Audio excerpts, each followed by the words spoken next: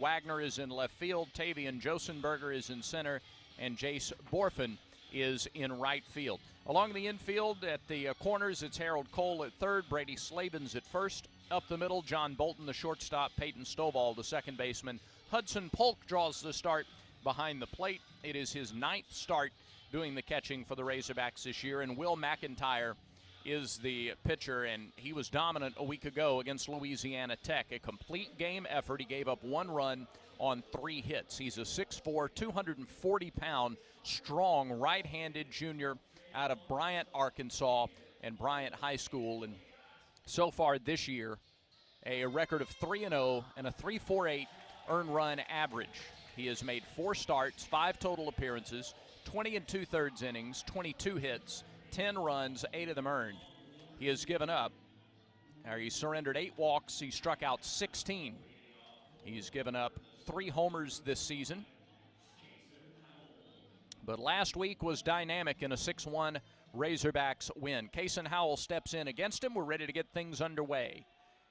Kaysen in the right-handed batter's box. McIntyre goes to work. First pitch swinging and fouled back and out of play. 0-1 the count. Our first pitch weather forecasters presented by our friends at Premium Beverage who remind you that Modelo is brewed for full-time fans. Drink responsibly. Modelo Especial beer, imported by Crown Imports, Chicago, Illinois. Pitch to Howell is driven to right field. Borfin is over to right center, and he makes the catch. So Auburn does come out swinging today, and they don't mind sending the ball to right field. The wind, as it usually does here, blowing very hard out toward right center, center field, and it will likely not let up throughout our broadcast or throughout our game today. Said it's above freezing, but barely, 36 degrees. High of 38 today, and windy conditions to make it feel even cooler. There's first pitch swinging Cole Foster, who turns around and bats from the left side today. He fouls it back, 0-1 the count. By the way, 2:02 was our time at first pitch.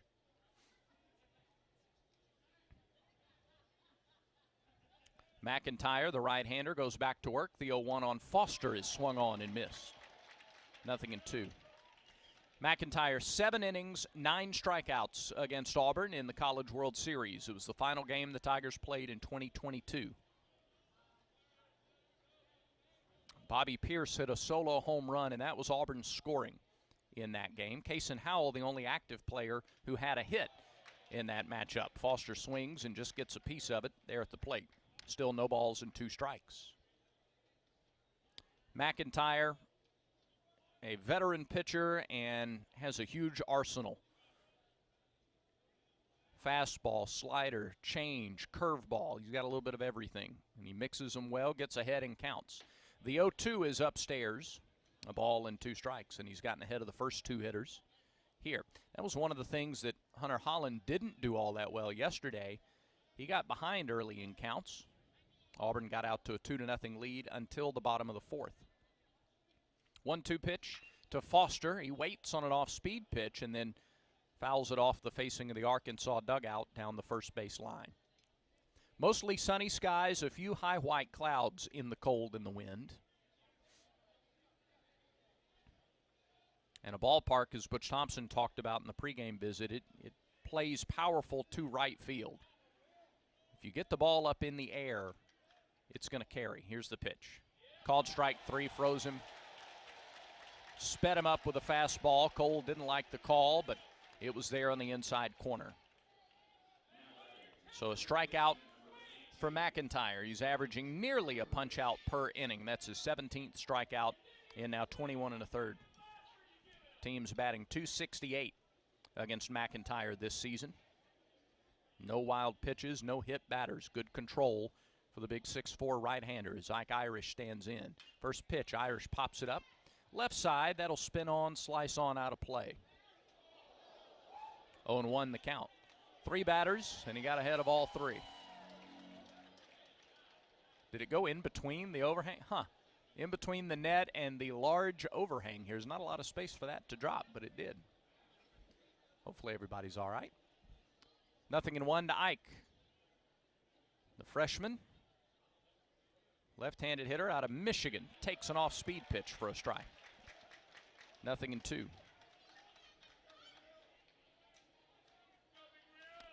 Fastball, slider, changeup to lefties predominantly, and a lot of options here for McIntyre.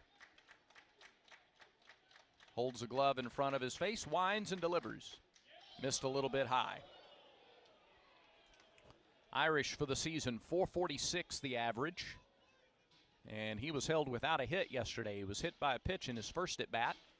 That was the only time he was on. 1 ball, 2 strikes, 2 outs, nobody on, top of the first. McIntyre delivers, and there's a pop foul back and out of play. So Irish hanging in there.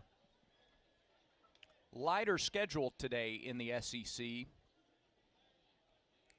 Tennessee and Missouri are going to play 2 tomorrow. Florida and Alabama played 2 yesterday.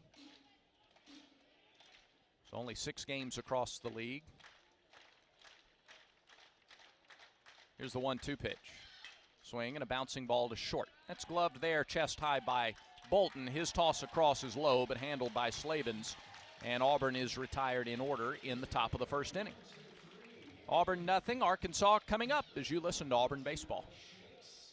Dixie Electric Plumbing and Air is shifting into high gear for our latest fully charged giveaway. We are giving away 2 tower tickets to Talladega Superspeedway, which includes 2 passes to the pre-race garage experience. But hit the brakes. To drive it home, we're giving away additional prizes every single week leading up to the grand prize announcement on April 5th. Winners will be announced on our social media pages as well as our website. Race over to calldixie.com to learn more. Call Dixie and it's done. License number 15033.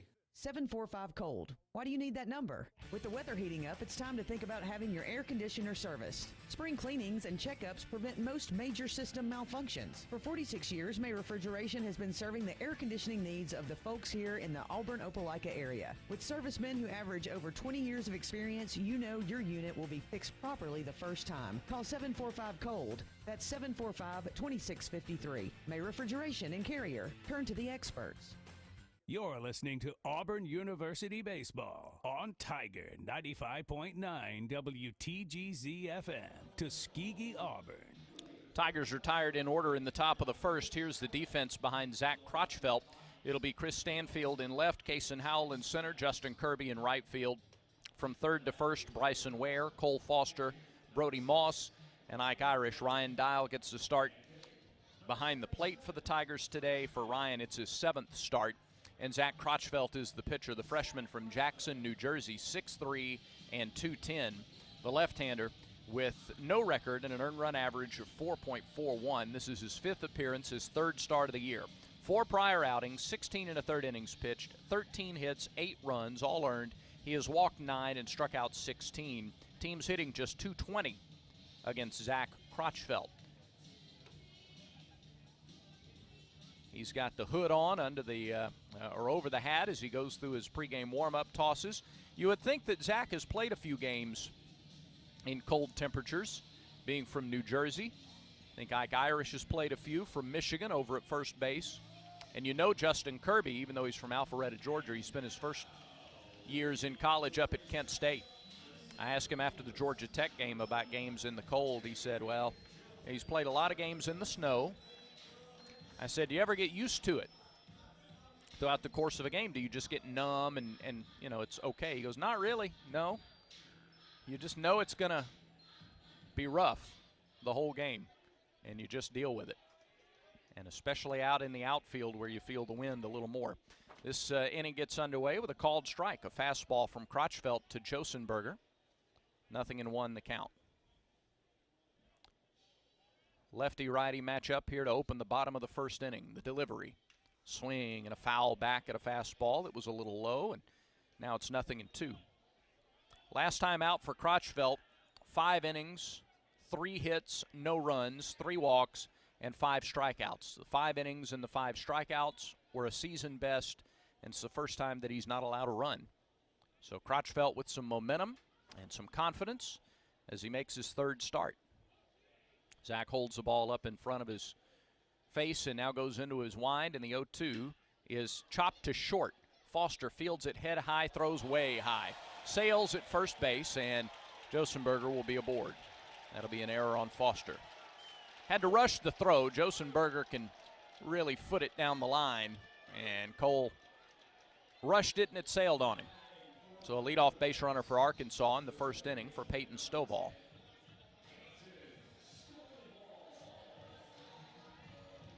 That's a good pitch by Crotchfeld, an 0-2. He coaxed a ground ball. And we'll see if Josenberger is going to do any running. He stole a base yesterday. He is 6 for 9 on the season. Crotchfeld from the stretch immediately deals. And the first pitch is in there for a strike, a fastball at 91.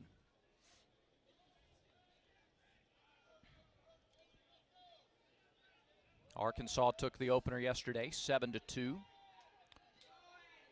Stovall, a .328 hitter for the season. The left-hander waits and takes in the dirt, blocked by Dial, and it got away from him up the third base line. Not far enough for Josenberger to go anywhere, though. He stays planted at first. A ball and a strike, the count to Stovall. .328 the average, 3 homers, 16 RBIs.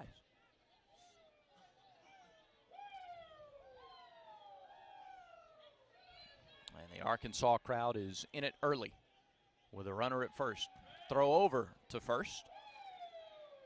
And Josenberger is back standing.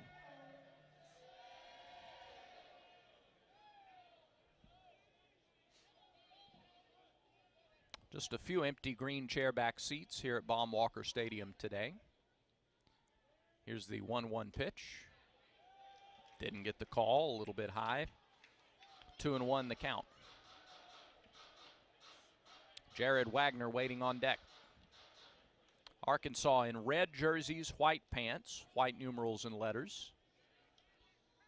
Auburn in navy blue jerseys with white letters and numbers and gray pants. There's a fastball low. It's 3-1.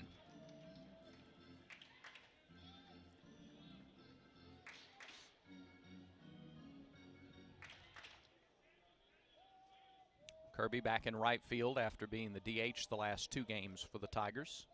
Here's the 3-1 to Stovall. A little bit outside, ball 4.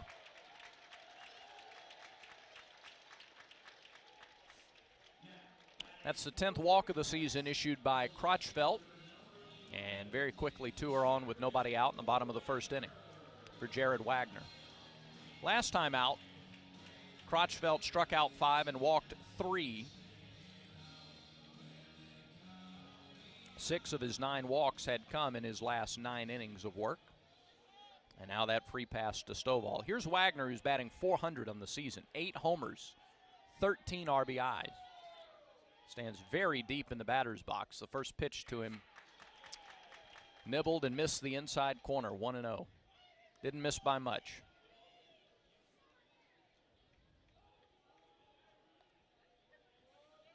Fastball consistently in the 93, 94 mile an hour range from Crotchfeld. The delivery downstairs, 2-0. Popped away from Dial.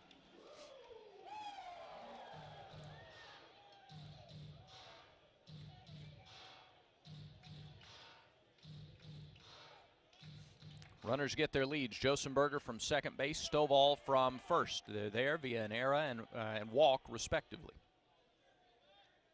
2 balls, no strikes to the right-handed hitting Wagner.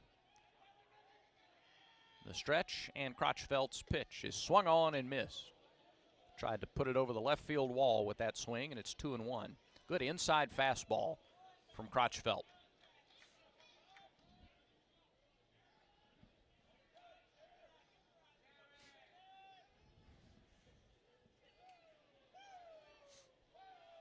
Wagner yesterday singled twice, walked a couple of times, drove in a run, and he takes ball 3 down and in.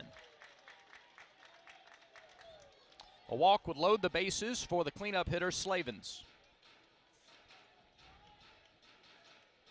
Sun dips in behind the clouds here for a moment. The 3-1 pitch.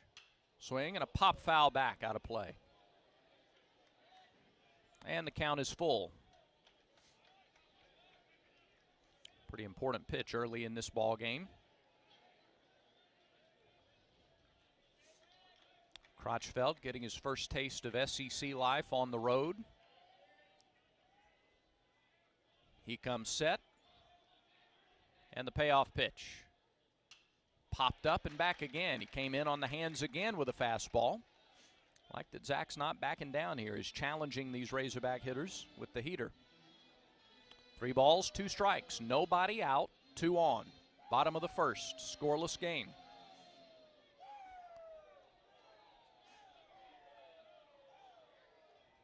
Can he hit the spot again? Dial sets up. And another 3-2 pitch. Nope, a turn and a toss back to second.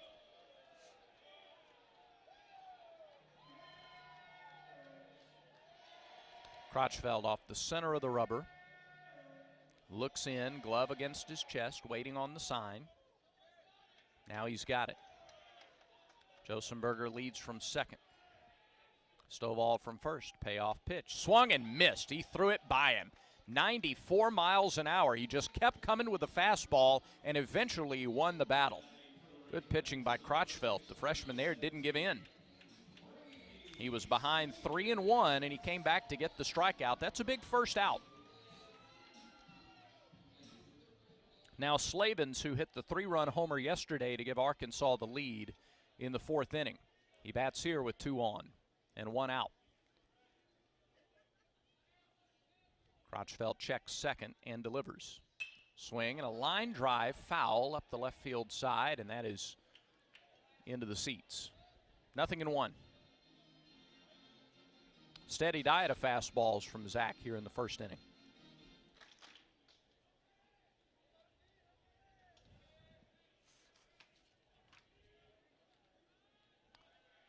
Look to second, and the pitch. Threw him an off-speed pitch, and he popped it up left side. That is into the seats again. 0-2. Look out.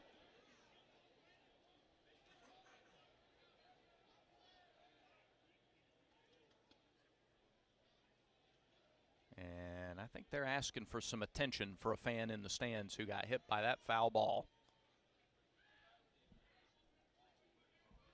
0-2, the count to Slavens. Here's the stretch and the pitch. Oh, it hit him. It was a breaking ball that didn't break. Man, oh man, on an 0-2 pitch.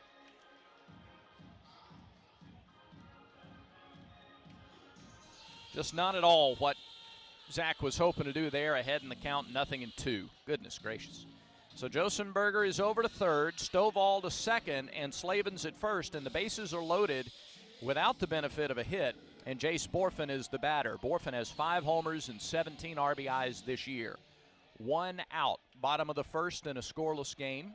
Arkansas threatens. First pitch to him.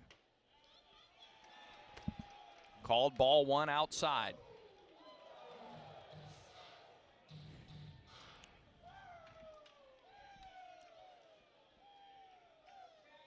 Crotchfeld. Ball in the glove. He's ready again. The 1-0. Swing and a miss. A ball and a strike.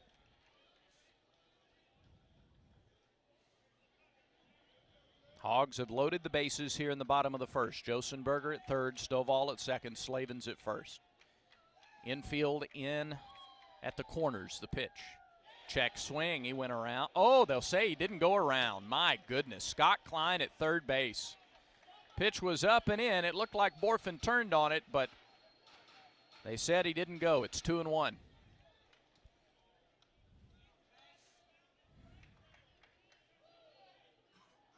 Crotchfeld again set. The 2-1 pitch. Fastball fouled back. 2-2. Kendall Diggs waits on deck, the DH for the Razorbacks.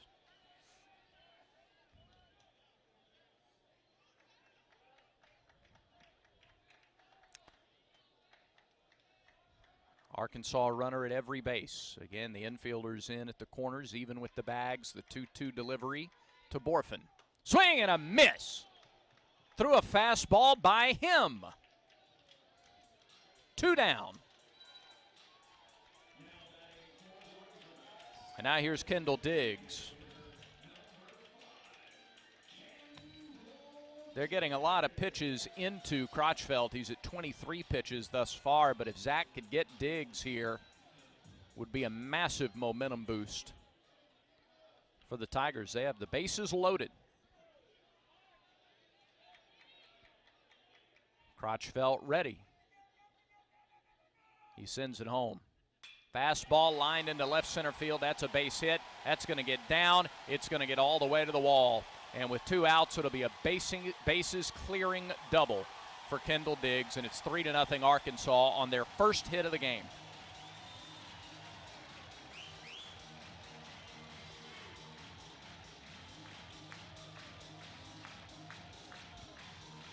Went up there swinging at the first pitch. He was ready for the fastball, and he lined it into left center. Found the gap. Diggs with his 5th double of the season. RBIs 21, 22, and 23. The error, the walk, and the hit batter come back to bite Auburn here in the first inning. 3-0 Razorbacks. Now here's Harold Cole.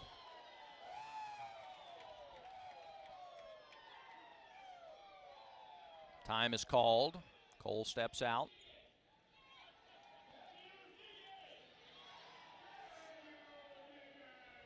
On the 24th pitch of the inning, Diggs doubled to left center to clear the bases.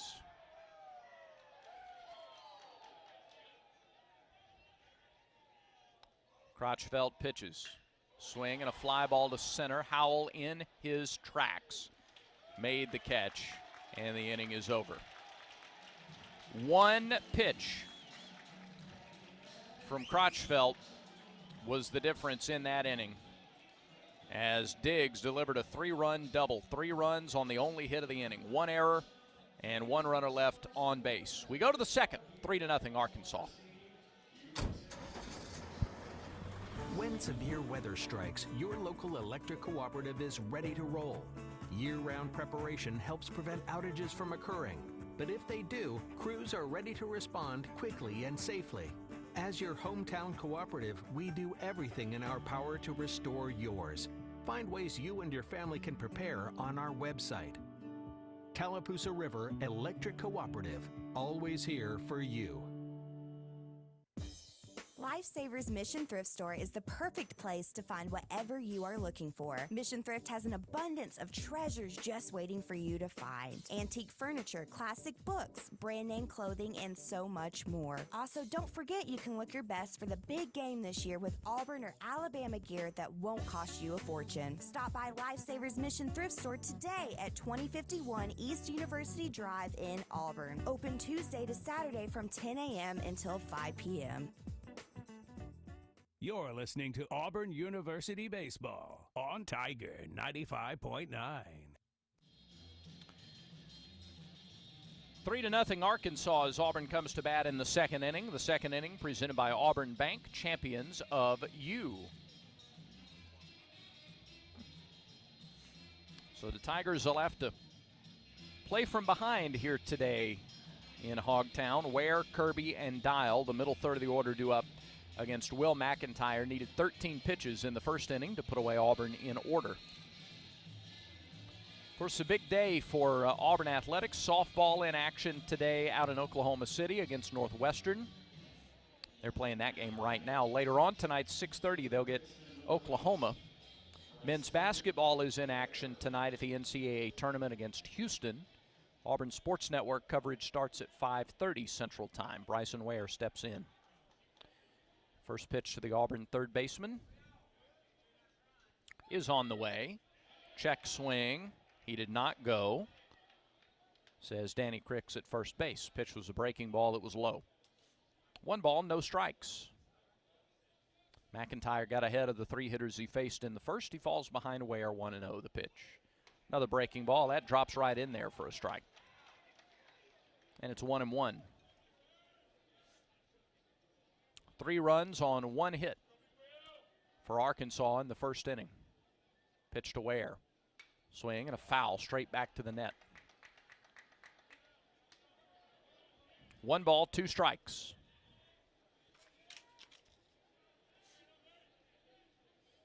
McIntyre's fastball anywhere from 87 to 91. That last one at 88. The right-hander plants and fires. And he missed a little bit low. Count is even at 2 balls, 2 strikes. Right-handed hitters hitting about 245, maybe a little less than that after the first inning against McIntyre this season. Lefties hitting over 300. Pitch to Ware. It was high. And now the count is full. Ware has walked 9 times this year. He struck out 11. Payoff pitch. Ball 4, missed a little bit low. Boy, McIntyre all around the strike zone, just as Crotchfeld was in the bottom of the first. But Ware earns a leadoff walk. Good, patient at bat. He fell behind a ball and 2 strikes. And he didn't give up the plate, didn't give up the strike zone there. Here's Justin Kirby. He was the only Auburn player with a multi-hit day yesterday. Had a couple of hits. Back-to-back multi-hit games for the Kent State transfer. Right-handed hitter. First pitch to him. Upstairs, 1 ball, no strikes. Walk by McIntyre. His 9th of the year in 21 2/3 innings. Ware gets his lead from first. 1 for 1 on the base paths this year is Bryson. Big hole on the right side for Kirby. The pitch. Breaking ball missed a little bit out. 2-0. Michael Durantes with a smaller strike zone today, it would appear. Outfield is deep against Kirby. 2-0 pitch. There's a strike on an off-speed delivery, and it's 2-1.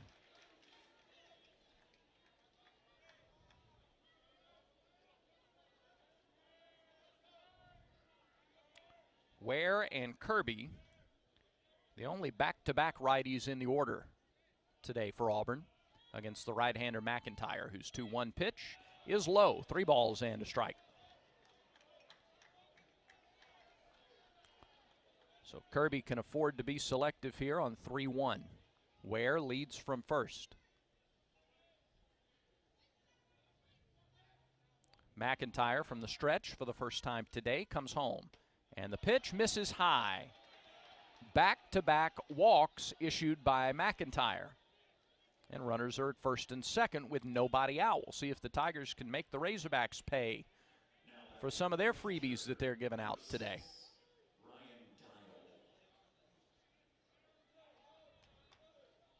McIntyre only walked 1 in his complete game against Louisiana Tech last week. In fact, in 3 of his 5 outings coming in, he had fewer than 2 walks.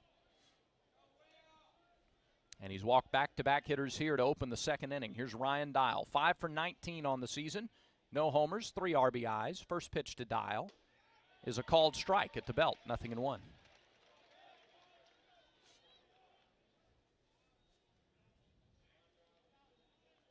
Dial with 3 walks on the year, an on-base percentage of just south of 400.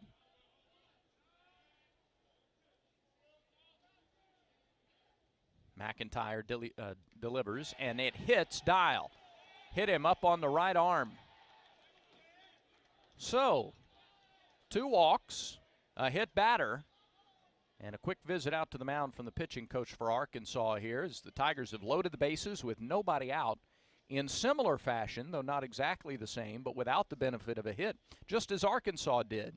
In the bottom of the first, they were able to cash in 3 runs. We'll see if Auburn can strike here with the freshman Chris Stanfield coming up. This meeting with the entire infield for Arkansas. Stanfield and then a couple of left-handed hitters in Bello and Moss due up after him.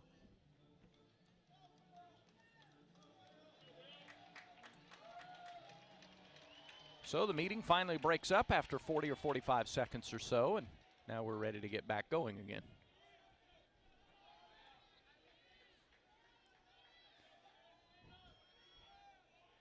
All right, a Tiger at every base. 3-0 Arkansas, top of the second inning. First pitch to Stanfield. He is up and in. 1-0. Stanfield had to lift the arms up maybe to avoid being hit there. A ball and nothing the count. Ware at third, Kirby at second, Dial at first. And McIntyre steps off. And the pitch clock resets. The stretch off the left side of the rubber. McIntyre comes home. Swing and a ground ball to second. They flip to second, 4-1 on to first. He's safe. They only get the force, and Ware comes in to score. They were going to give up a run anyway in hopes of turning two. Stanfield got down the line in a hurry. Some of the Arkansas players are asking for a review. And we'll see if they will get one. Second base umpire Michael Phillips is walking in. And using the communication devices, the umpire's talking about it. Does not appear.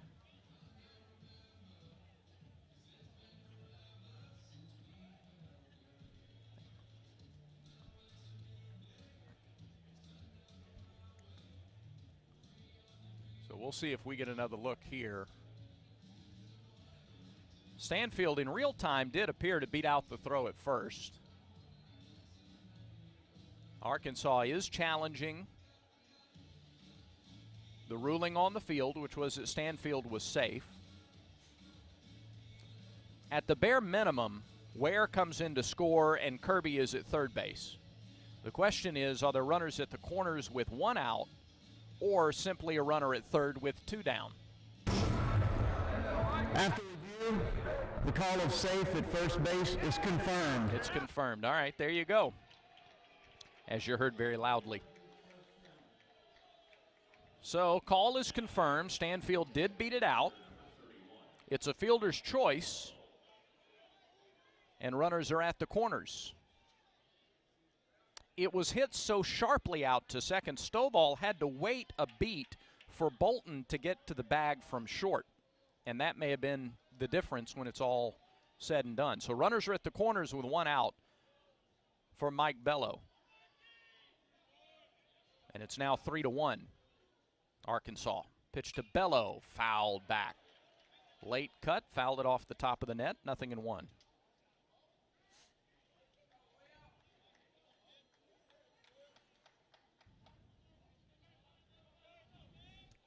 First run allowed in at least 10 innings of work for McIntyre.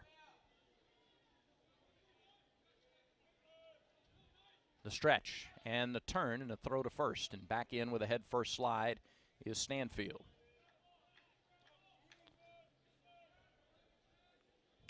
Chris has stolen 2 bases this year in 2 tries. The 0-1 pitch upstairs, 1 ball, 1 strike. Your Bello here, you want to, at the very least, put it in the air somewhere, deep enough to score the runner from third. You'd like a base hit. If he could pull one, he's got a big hole on the right side with holding Stanfield on. Chris got a big lead over at first. Pitch to Bello, fouled straight back. Tweak to the timing a little bit more. 1-2 the count.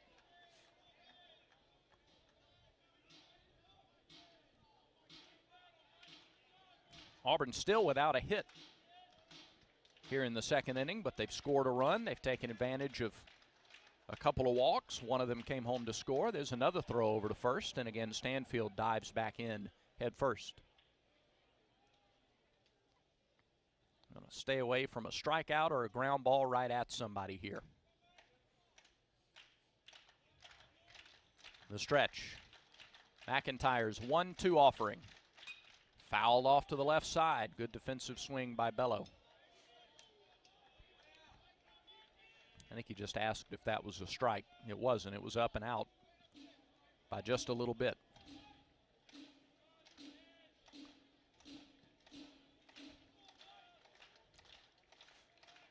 Top of the second, 3-1 Arkansas. The 1-2 pitch to Bello. Here it is. Swing and another foul off to the left side. Mikey's battling here. Third start of the season for Bello. Been in left field once, been the DH a couple of times. It's the latter today. Waves a bat over the plate. Quick throw to first. That one nearly got away from Slavens. He had to jump over Stanfield just to keep that ball in the glove. Brody Moss on deck, hoping for a chance here. One out, runners at the corners, and the 1-2 pitch to Bello. Low in the dirt, blocked there by Polk. And the count moves to 2-2. It was a quick first inning for McIntyre. He retired Auburn in order on just 13 pitches. But back-to-back walks and a hit batter to start the inning. And a fielder's choice for Stanfield, and now the 2-2 pitch to Bello. Swing and a line drive, dropped by the third baseman, and they'll still get a force at second base. It was lined to third. Cole had it in the glove. It popped out, but nobody could move because if he catches the ball, they didn't want to get doubled up, so they were close to the bag. The ball popped out of the glove, and Stanfield is retired on a force at second base. That is tough luck. Bello hit it. Cole made a nice play to get it in the glove. It squirted out of the glove, but the players were on their way back, and they were caught in no man's land. So a fielder's choice, Bello at first. Kirby has to stay put at third, and now it's up to Brody Moss with 2 outs here in the second inning. Auburn's gotten 22 pitches out of McIntyre here in the second alone. The pitch to Moss, called strike at the belt, 0-1.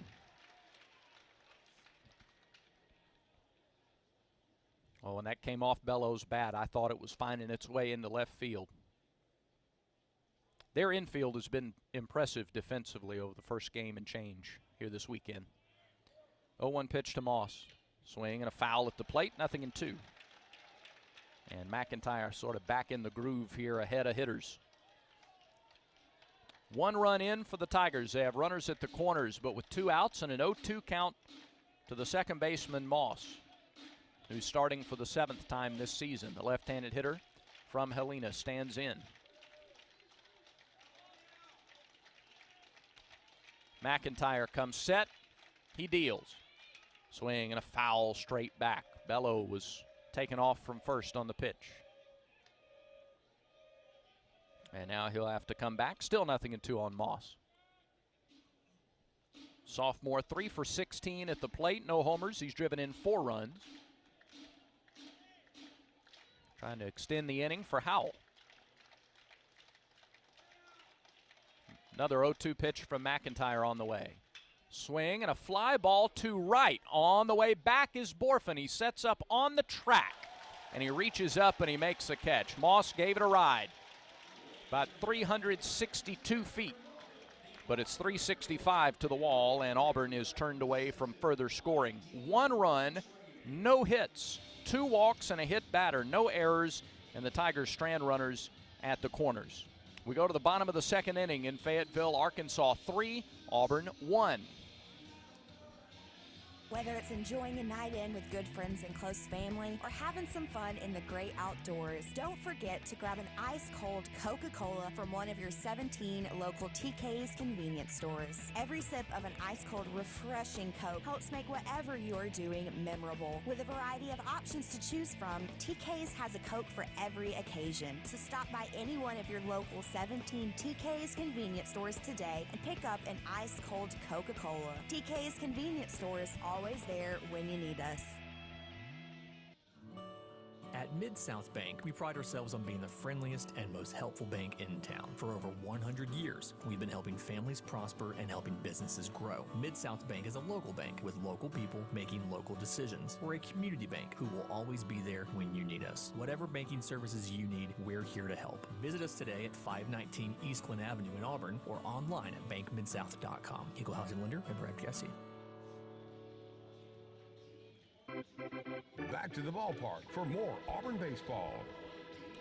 Bottom of the second inning, it'll be the 8, 9, and 1 hitters due up for Arkansas against Zach Crotchfeld. Polk, Bolton, and Josenberger.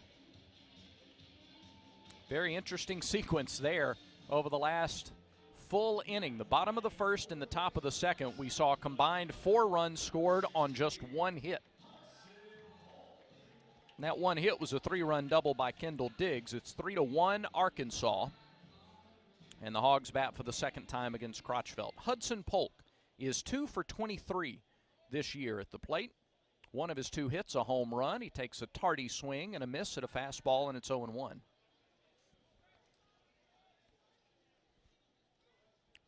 Crotchfelt ready again. He deals. There's a swing and a miss and another fastball. Nothing fancy there. Crotchfelt just gripping and ripping here on a Saturday afternoon against Polk. Wind in the pitch. Another fastball. That one just a little bit low.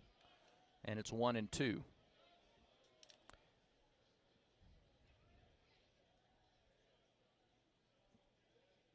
Wind in the delivery.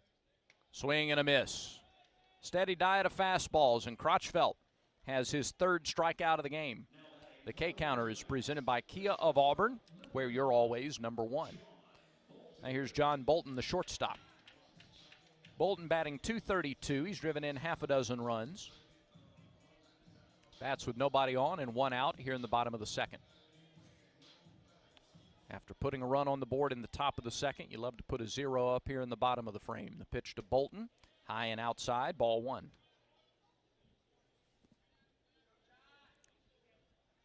That was Crotchfelt's 30th pitch of the game.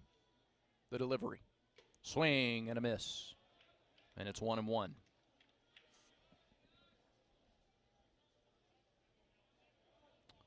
think it stands out about Zach. You're not going to have to worry about the pitch clock with nobody on base. He's ready. The 1-1. Fastball low. 2-1.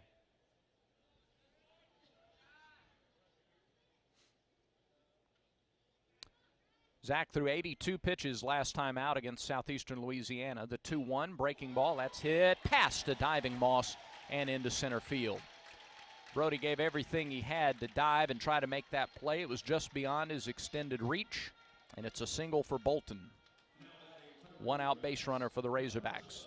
That's just their 2nd hit of the game. Now the lineup turns over for Tavian Josenberger. Josenberger reached on an error his last time. He hit a ground ball to short. Foster put a little too much on the throw, and it sailed at first. He was one of 3 who came around to score on the Diggs double. The pitch. Swing and a little tapper foul left side. He got over the top of it. 0-1.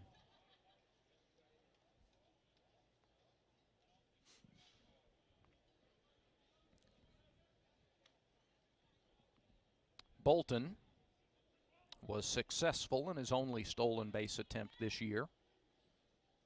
The pitch. Breaking ball, missed low. 1 ball, 1 strike. Conecuh Sausage is proud to sponsor Auburn baseball. Of course, Conecuh Smoked Sausage is a fan favorite for tailgating, and now you can enjoy their premium hot dogs inside Plainsman Park. 1-1 pitch to Josenberger. Here it is. Missed low with a fastball. And it's 2-1.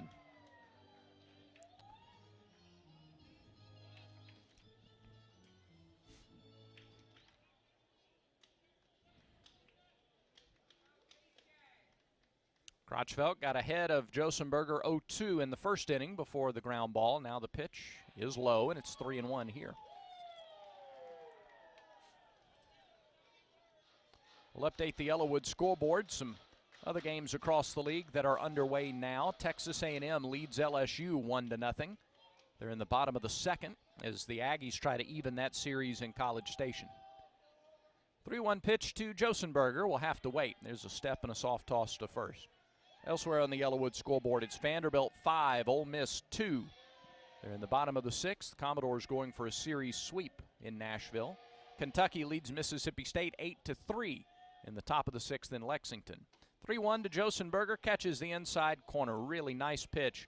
Fastball at the knees, inside edge, and that runs the count full. Georgia and South Carolina play 2 today. Bulldogs lead the Gamecocks 4-3 in the 8th in game 1. Payoff pitch to Josenberger. Swing and a foul tip at the plate. He just did get enough of it.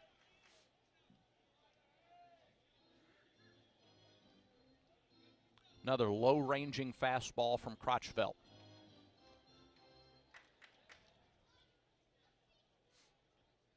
(3-1) Arkansas the score. Bottom of the second, 1 on, 1 out. The stretch, the freshman lefty comes home. Foul tip.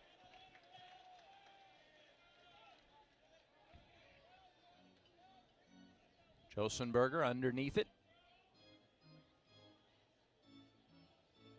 I mean, it has been almost exclusively the fastball for Crotchfeld here this afternoon, and he's been effective with it. Zach comes set again. Runner inches away from and closer to first, and there is a throw to first.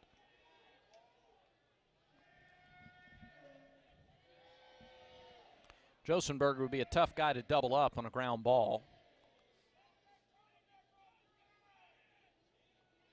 Payoff pitch. Swing and a fly ball to left field and deep, and Josenberger has just hit his 3rd home run of the season. Well, he fouled a few off, and he caught every bit of that one over the wall in left and into the Auburn bullpen. So Arkansas answers the run plus 1 more. It is 5-1.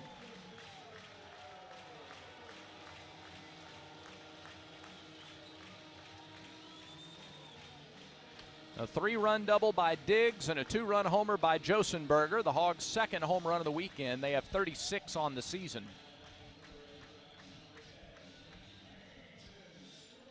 Not a whole lot of doubt about that one. Here's Peyton Stovall. First pitch to him is a breaking ball for a called strike. Crotchfeld gets ahead in the count. Stovall walked and scored last inning. The pitch. Swing and a fly ball to center. Howell backs up, now straightens up. Shy of the warning track, makes the catch. For the 2nd out. Now here's Jared Wagner, who struck out in the 1st.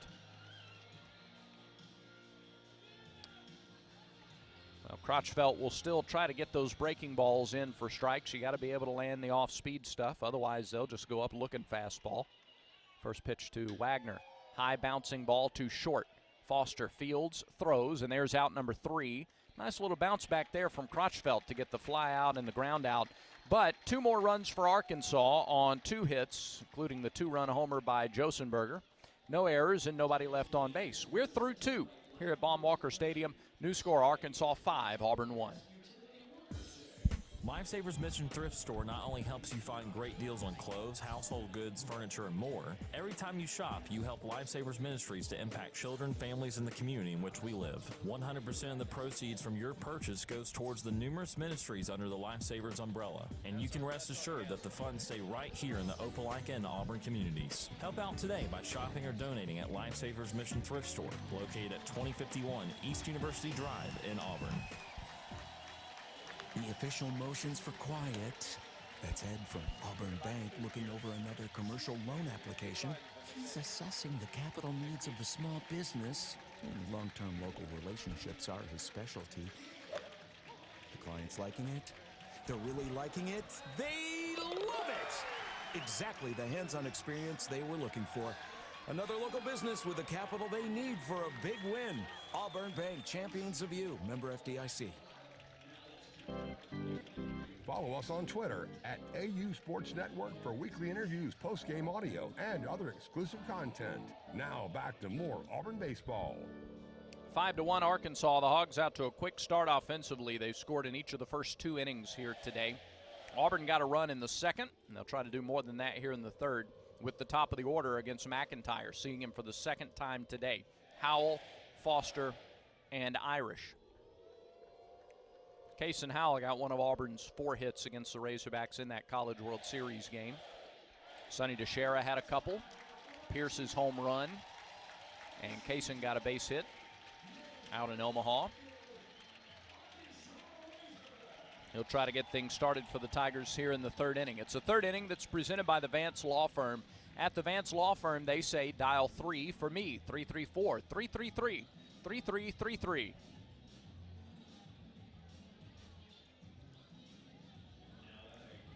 Yesterday they were giving away green hats for St. Patrick's Day. Today, are those Bierstein hats? Yeah. So a lot of gold Bierstein hats for Arkansas fans. First pitch to Howell misses a little bit high. 1 ball, no strikes to Kaysen. He flied out to right field his first time. Kaysen waggles a bat over the right shoulder. The pitch. It's low. 2 balls, no strikes. Well, they're going to punch back. Arkansas is going to punch back the entire game. You know that. And so Auburn just has to keep punching itself. Keep fighting. The pitch. Swing and a bouncing ball left side. Gloved by Bolton on the edge of the grass. Throws to first and gets Howell. Fine play by Bolton at short. It's not the highest degree of difficulty, but it's not the lowest either. He had to range to his right, field the ball on the edge of the grass, and get a speedy Kaysen Howell. 1 down for Cole Foster. Back-to-back left-handed bats now for the Tigers against McIntyre. Want to make him work again here in the third. Line in the pitch. Swing and a pop-up left side foul. Well out of play. Why I say well out of play? That wound up bouncing about 6 rows behind the dugout. The ball gets up in the air, the wind is going to push it back. It's 0-1 to Foster, strikeout victim his first time.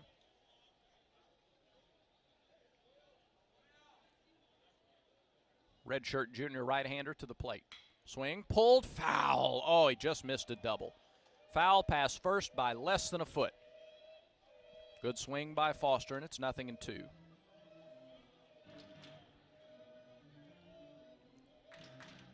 This is not a day where you want to be in the bullpen. We're told back at the hotel that's where you really feel it.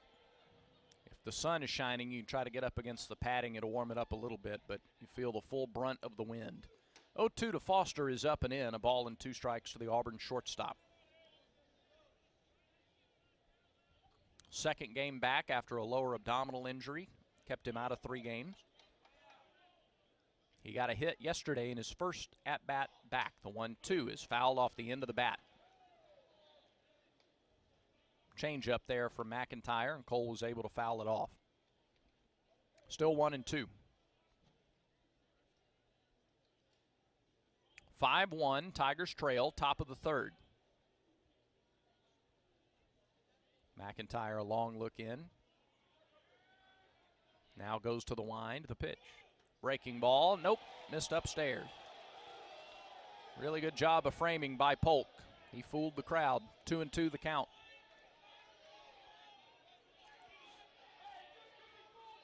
That one at 75. Wouldn't be surprised if he tries to come back with something hard here. The 2-2. Swing and a miss at a fastball high. 2 up, 2 down in the third, and now here's Ike Irish. 5 runs on 3 hits for Arkansas. 1 run, no hits, and 1 error for Auburn.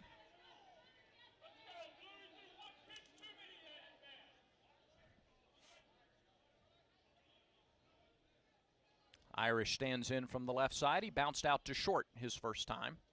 Wind in the pitch. Called strike on the outside corner.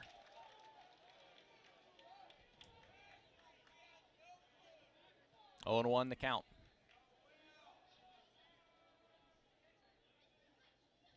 The delivery. Bunted way up high on the net and back down to the ground. 0-2 now to Irish. On the Yellowwood scoreboard, Tennessee leads Duke in the NCAA men's basketball tournament, 27-21. They're at halftime there. The 0-2 pitch to Irish. On the way. Fouled back. Ike waited on the changeup and fouled it back to the net. Really good idea. Ahead 0-2. Play him to go the other way and left and in center. Crowd gets behind McIntyre, and now the pitch. Swing and a miss. Got him with a slider. Back-to-back strikeouts from McIntyre, and Auburn goes in order in the third. It's 5-1, Arkansas in front. We go to the bottom of the third after you hear this.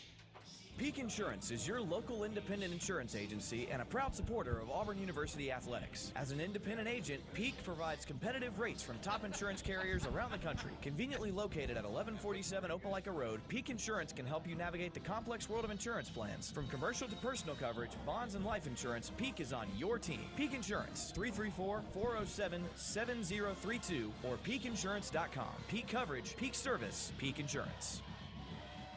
745 cold. Why do you need that number?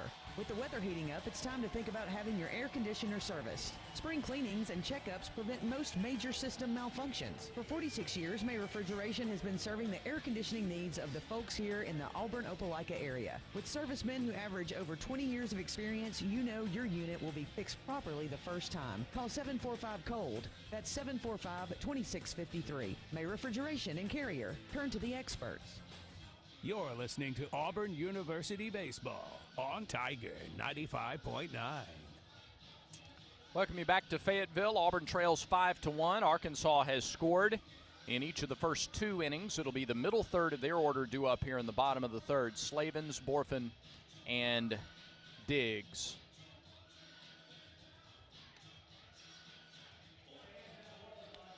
Big John on Twitter says, good thing the sun's out. I hear it's as cold there as it is in western New York. Still waiting for spring. War Eagle. War Eagle back to you, John. Yeah, it's cold. It's just barely above freezing here. The forecast about 4 days ago was for a high in the low 40s today, but I don't think we're not going to get there. We're not going to hit 40. Right now, Tigers trying to play catch up here as Brady Slavens stands in. They got 3 in the first and 2 in the second. Slavens was hit by a pitch and scored on Diggs' double 2 batters later. The pitch off speed and high, ball 1.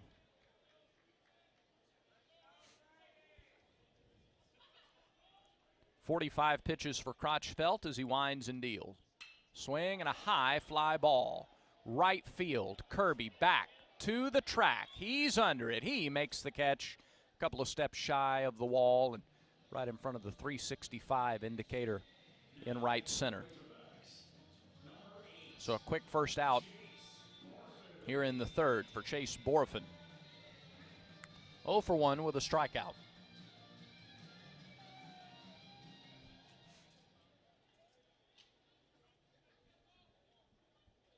First pitch to Borfin, bounced up there. 1 ball, no strikes.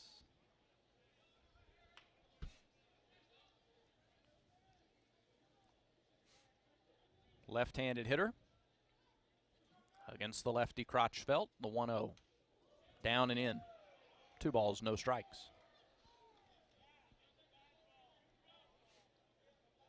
They started their offense with 1 out last inning. They have a 3-run double by Diggs and a 2-run homer by Josenberger today. 5-1, they lead it in the bottom of the third. The pitch misses outside, and now it's 3-0.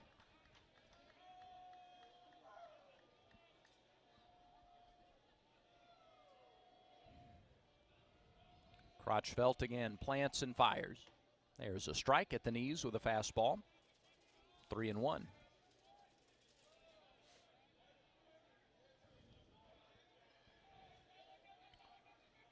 Wind and the offering. Swing and a foul back.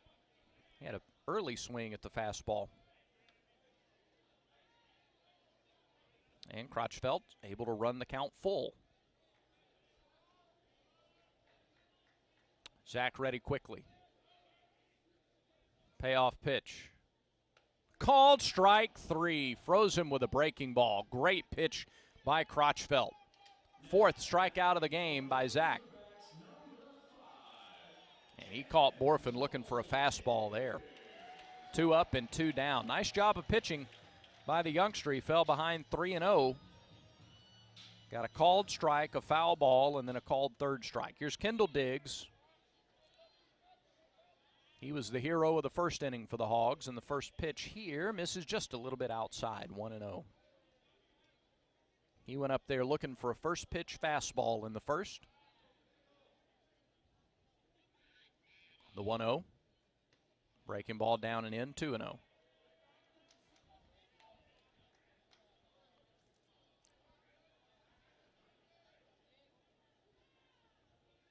Nobody on, 2 out, bottom of the third. The delivery. Fastball just missed low, 3-0. He fell behind Borfin 3-0, came back to get the strikeout. Now he's 3-0 to Diggs, the DH.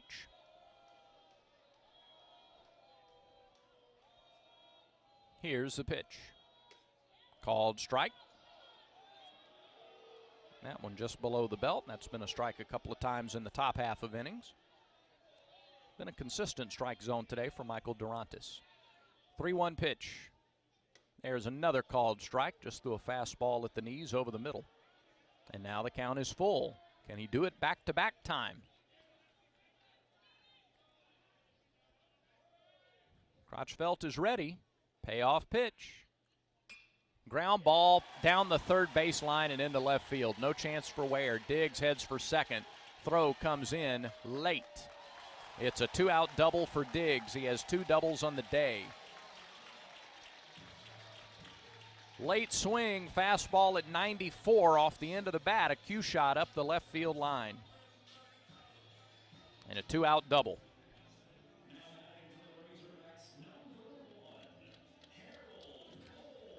And with a left-handed hitter, Ware was not guarding the line, and he had no shot. So here is Cole, who is 0 for 1 with a fly out to center field. 5-1, Hogs lead, bottom of the third. Crotchfeld comes set, looks to second, looks home, and steps and looks back towards second, and Diggs steps back on the bag.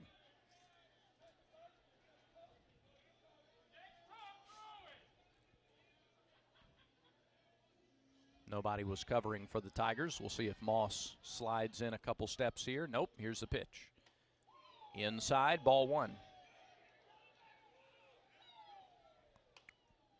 Cole jumped on the first pitch that he saw in the first inning, the fly out to center.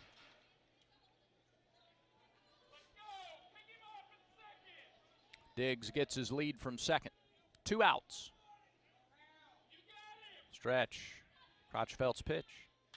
High pop.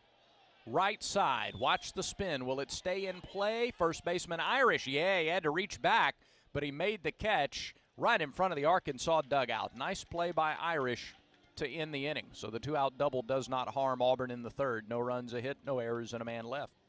We've played 3 complete here in Fayetteville with Auburn trailing 5-1. Auburn baseball is brought to you in part by East Alabama Health. With their spacious cancer center, patients can make cancer a distant memory instead of a distant drive.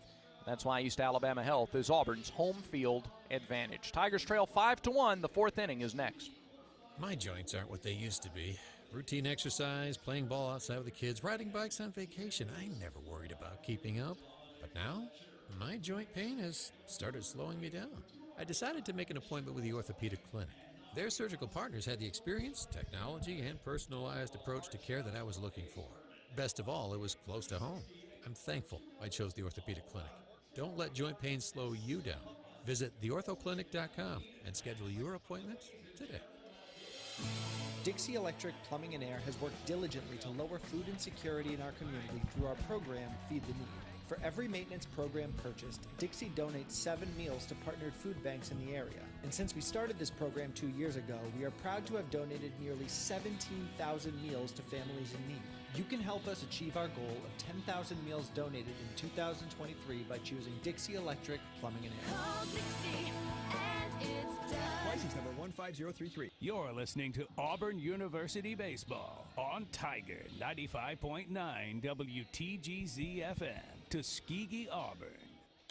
Well, Auburn put its first 0 on the board in the bottom of the 3rd inning. Now the Tigers come to bat in the top of the 4th, trailing 5-1. Still a lot of game left. It'll be Ware, Kirby, and Dial. These are the 3 that started the 2nd when Auburn got a run on the board.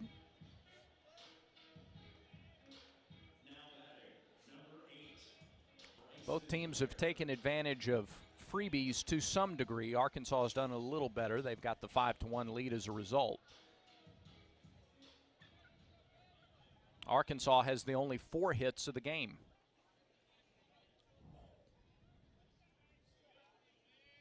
First pitch to Bryson Ware. High fly ball to left. That ball is way out of the ballpark. Man alive, Bryson Ware just knocked the cover off the first pitch of the 4th inning. 8th home run of the year for Bryson. And it's 5-2, Arkansas. Holy mackerel.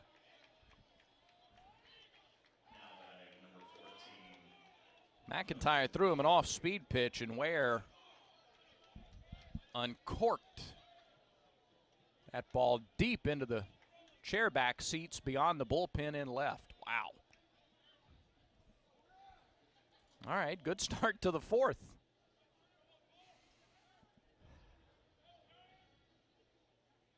Here's Justin Kirby. First pitch. Missed outside, ball 1. Now there's that smell again wafting through. Maybe a little stronger than it was yesterday. We think kettle corn, right? Okay. Pitch to Kirby. Off speed, over at the knees for strike 1 to Justin. Kirby walked in the 2nd inning. Was left stranded at 3rd. Kirby looking for his 3rd hit of the series. And he fouls off a breaking ball down around his ankles. 1-2. It's good just to get a bat on that ball. Now he'll protect the plate. A ball and 2 strikes. Nobody on, nobody out. The pitch. Swing and a miss. Got him with an off-speed pitch, up and away. 1 down in the top of the 4th. That's the 4th strikeout for McIntyre as Dial steps in. Dial was hit by a pitch back in the 2nd inning. A Bryson Ware solo homer has brought the Tigers back to within 3. Pitch to Dial. Swing and a line drive, base hit to left field. Dial is aboard. Auburn's first 2 hits of the game have come within a couple of batters of each other here in the 4th inning. Dial now 6 for 20 on the year at the plate. And now here's Chris Stanfield, reached on a fielder's choice.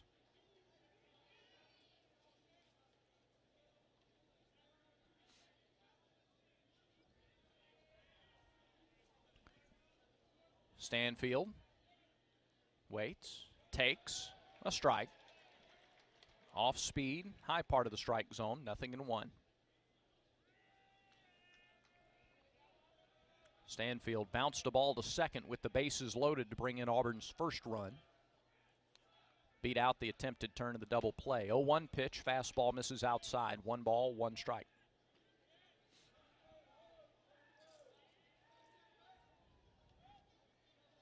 Been the middle part of the order today for Auburn offensively. McIntyre has gotten through the first 3 batters. They're 0 for 6. But Ware has scored both runs. Pitch, line drive, right field. That is down. It'll bounce in front of Borfin. And on into 2nd goes Dial. Ryan waited a little longer than you might ordinarily think. He saw that off the bat well. He saw it carry out to right field. He thought Borfin might try to make a play on it. Borfin thought better of it with a 3-run lead, but it's a base hit for Stanfield. Back-to-back hits for the Tigers, and 3 out of the 4 hitters in the inning have hits against McIntyre. Auburn did not have a hit in the first 3 innings.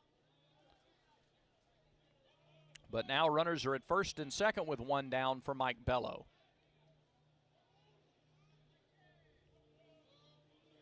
See if he can do something similar to what Dial did in his at-bat. It's tempting to try to pull it here in this ballpark. He shows bunt, and he bunts it back behind the plate to the backstop, 0-1.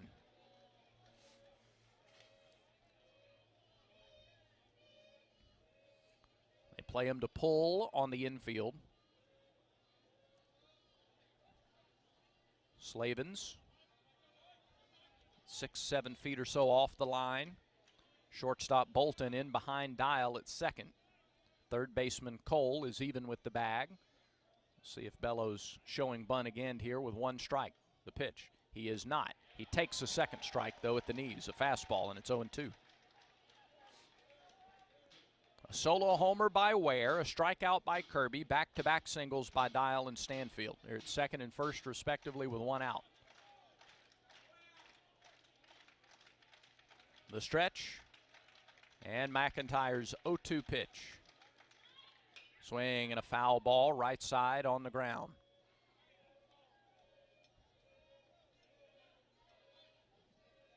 He had Bello out in front, but Mike able to get the bat on it. He chokes up slightly with two strikes. A lot of space on the left side of that infield.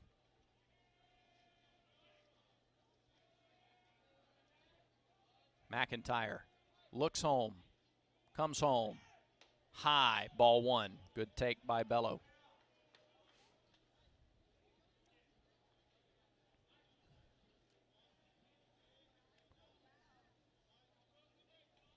All three of Auburn's hits have come here in the fourth inning.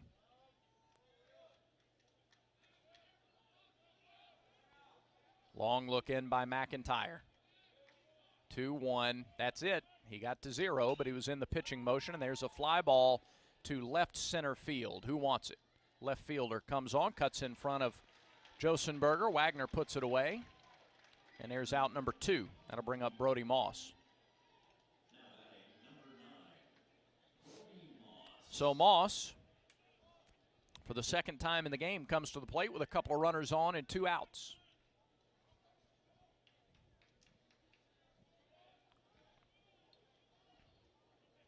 Dial at second. Stanfield at first. If Brody could find a gap here with 2 outs, you'd think both those guys would have a chance to score on the play. Pitch to Moss. Swing and a miss at a fastball, 0-1. McIntyre gets ahead.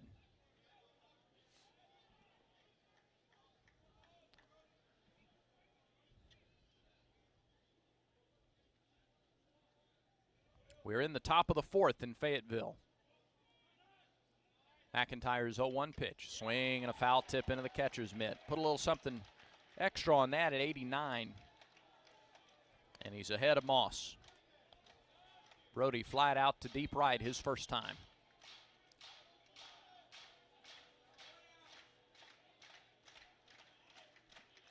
The stretch, McIntyre's 0-2.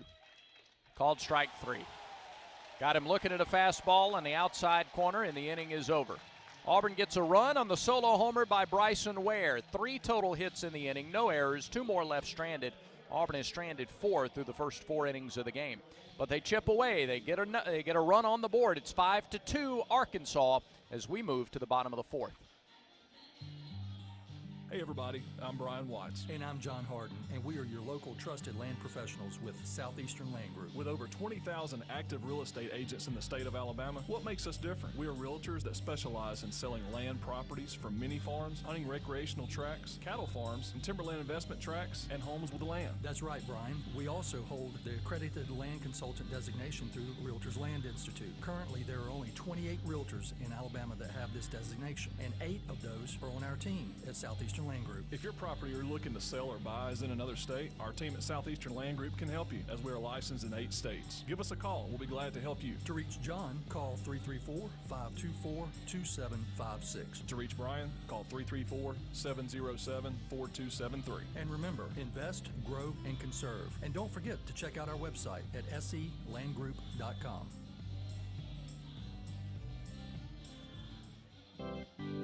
Download the official Auburn Game Day app for contests, live audio, and more. Now, more Auburn baseball. As we move to the bottom of the fourth inning, Auburn's put a couple of straight numbers on the board, and Arkansas has put crooked numbers on the board. That's the difference thus far. Auburn with runs in the second and the fourth, single runs in the second and the fourth. Arkansas with 3 in the first and 2 in the second. Auburn able to keep the Hogs off the scoreboard in the third. They'll try to replicate that in the fourth with Zach Crotchfeld. Crotchfeld to this point, 60 pitches. Arkansas with 5 runs on 4 hits. They've had at least a hit in every inning so far. Polk, Bolton, and Josenberger. Polk a strikeout victim his first time. Auburn Baseball is brought to you in part by the Alabama Department of Public Health. Don't wait, vaccinate. Protect yourself and others from COVID and flu. Visit alabamapublichealth.gov/IMM. Here's the wind and the pitch to Polk, and he takes a ball outside and low, 1-0.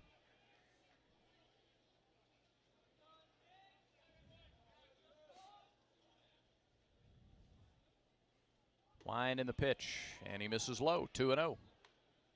Polk is now 2 for 24 at the plate this year after his second inning strikeout. The pitch, swing and a miss. He tried to check his swing. It's a strike, and it's 2-1. Some updates on the Yellowwood scoreboard. Some other teams putting up big numbers, crooked numbers as well. Here's the 2-1. Swing and a miss. 2-2, and Polk hadn't been able to catch the fastball yet. Kentucky leads Mississippi State 12-3 in the bottom of the 7th in Lexington. Texas A&M leads LSU now 4-0 in the 4th in College Station. 2-2 pitch. Check swing at one up and away. He went around, confirms Danny Cricks at first base, and Polk is down on strikes for the second time today. Crotchfeld records the first out in the 4th inning, and John Bolton is the batter. 5 strikeouts for Crotchfeld on the afternoon. The K-Counter presented by Kia of Auburn, where you're always number 1. Bolton singled in the 2nd, came around to score on the Josenberger home run. Sun dips back behind the clouds again, and the first pitch to Bolton is in there for a strike, a breaking ball, 0-1.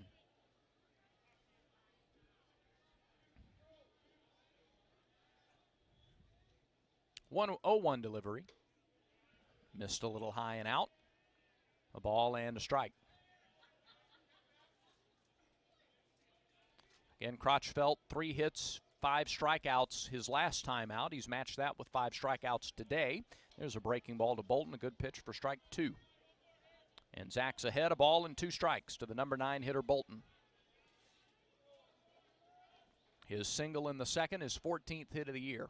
The 1-2 pitch. Swing and a tapper, back to the pitcher. Crotchfeld reaches up with that 6'2 frame, nabs the ball, tosses to first, 2 down. Now back to the top of the order, Antavian Josenberger.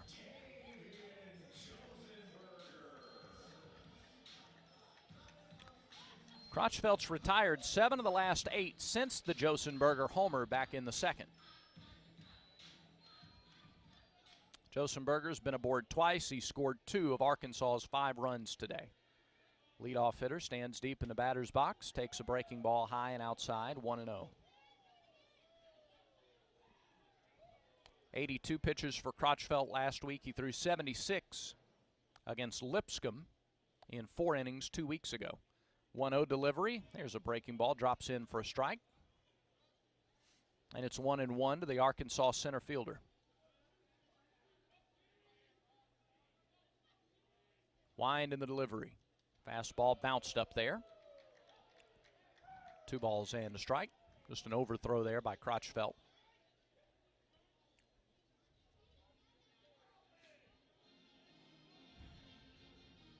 Play him to pull along the infield, Ware near the line. Moss shaded a few steps towards second base. Pitch. Another curveball in there for strike 2. Breaking ball has been there for Crotchfeld here the 2nd time and now beginning the 3rd time through the order against the Hog hitters. 2-2. Fouled it off at the plate. Waited on the off-speed pitch. Swung over the top of it, got a piece. 2-2 the count.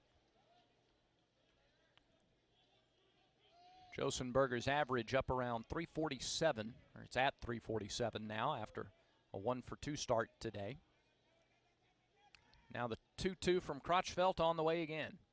Swing and a fly ball to right center field. Kirby is there, shades down. He's got the catch a couple steps shy of the warning track, and that is a 1-2-3 inning for Crotchfeld.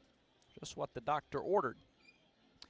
Through 4, it remains Arkansas 5, Auburn 2.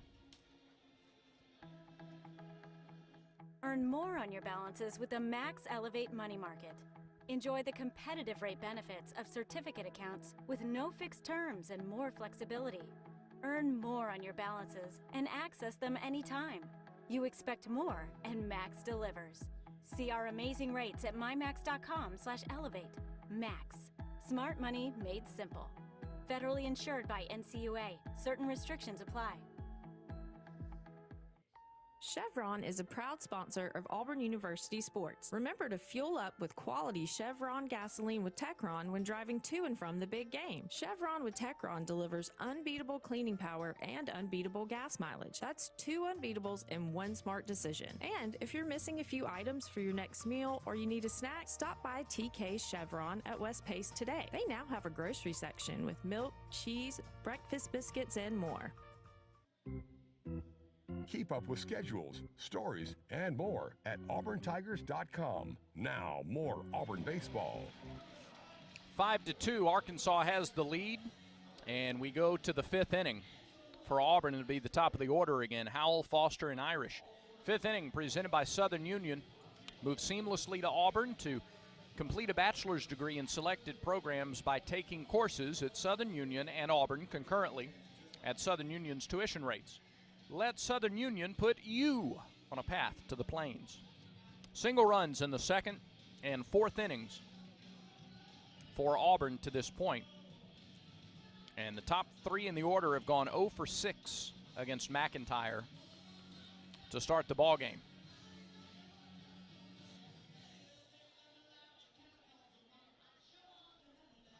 So they'll try to change those fortunes here in the 5th. McIntyre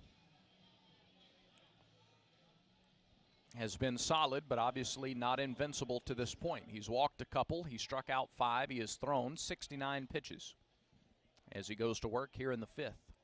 Kason Howell is flied to right and grounded to short. He takes a first pitch fastball strike on the inside corner. 0-1. Howell homered here yesterday. McIntyre's pitch is pulled off the shortstop's glove. Cole couldn't field that hot shot cleanly, and Howell is aboard to lead off the 5th inning. It was scorched to third. Would have been a tough play for Cole to make, and it's a base hit for Howell. Auburn's 4th of the game. Hits are now even at 4 apiece. And now Cole Foster gets a turn. McIntyre has struck him out twice this afternoon.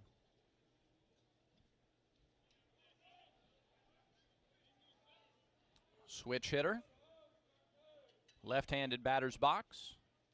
Pitch swing and a high pop. Behind the plate. That's out of play. Polk gave it a look. It clangs off the overhang, the metal overhang. Nothing in 1 the count to Foster. He was way out in front.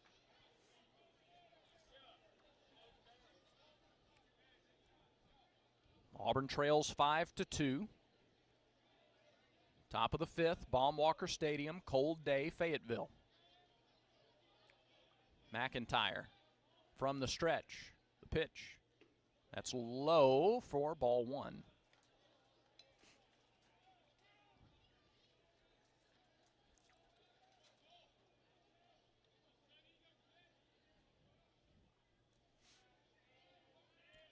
McIntyre ready again. Pitch clock down to 6, down to 5, the delivery. Foster shows bunt and then spins out of the way as it dived down and in on him. 2 balls and a strike to the Auburn shortstop. He's gone deep into the count now in each of his first 2 at-bats, now 2-1 here. Big hole on the right side. The pitch to Foster is flied into shallow right center. Second baseman back, Stovall. He's called off by Josenberger, the center fielder. Shallow right center field. Foster got up under it, and there's out number 1. 1 down for Ike Irish. 0 for 2 with a ground out and a strikeout.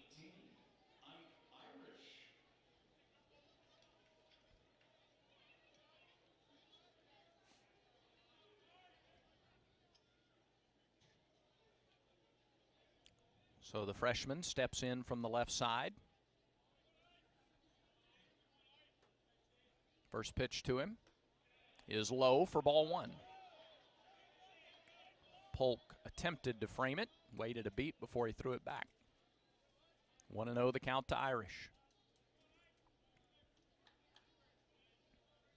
He tried to drop a surprise bunt down in his last at bat early in the count.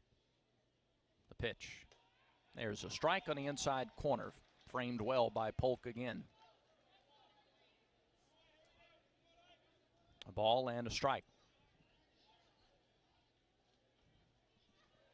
Howell slides away from first base. He does not have a stolen base attempt this year. The 1-1 pitch. Low and outside, 2-1. Bryson Ware waits on deck. The home run he hit in the fourth inning was the fourth of the year, surrendered by McIntyre.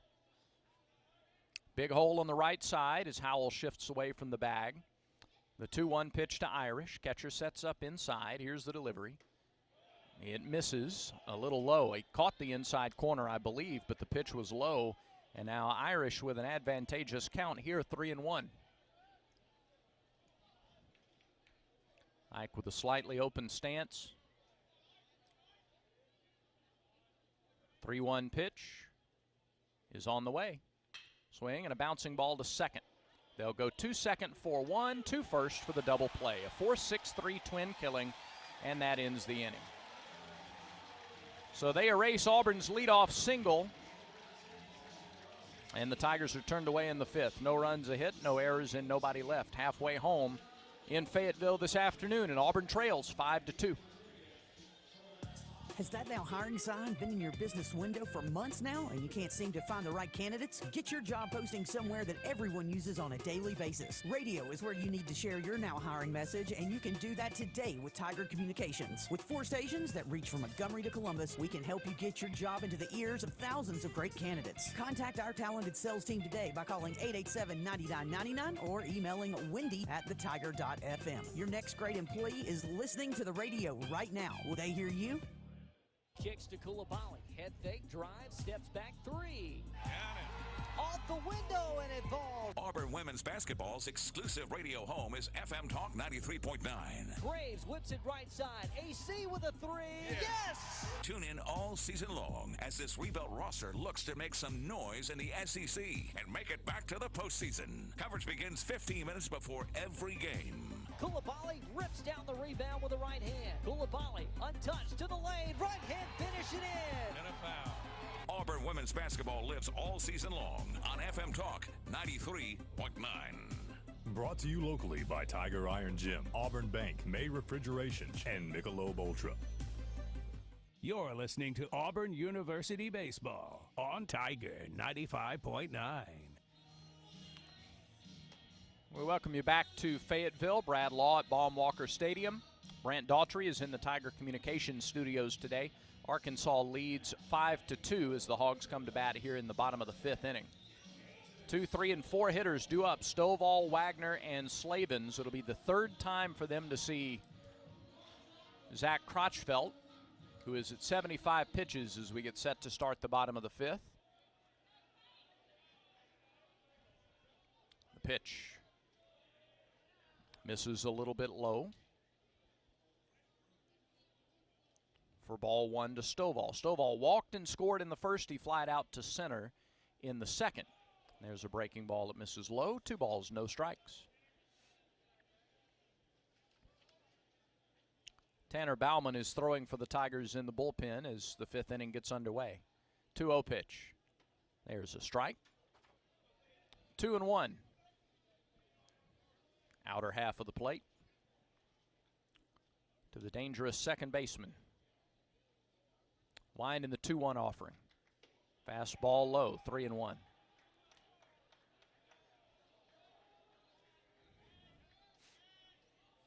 Three in the first, 2 in the second for Arkansas. 1 in the second, 1 in the fourth for Auburn. The 3-1 to Stovall. Swing and a bouncing ball left side. Diving stop made Moss. Oh, and he tried to make the transfer in the throw, and it slipped out of his hand. Moss made a fine play to dive and glove the ball in short right field. Would have had time to throw out Stovall, but as he sprang back to his feet and tried to make the transfer to the bare hand to make the throw. He lost it. And a leadoff base runner for Arkansas in the 5th. And Darren Schoenrock is out of the Auburn dugout. Gathers the infield together. See if Bauman is ready. Yep, he is. Coach Rock with a pat for Crotchfeld. Say nice job today for the freshman in his first taste of SEC life on the road. Had a couple things go against him today, but kept battling and did a nice job the second time through the order, in particular after giving up the home run in the second. Things could have fallen apart for him, but he bounced back. He responded in a positive way.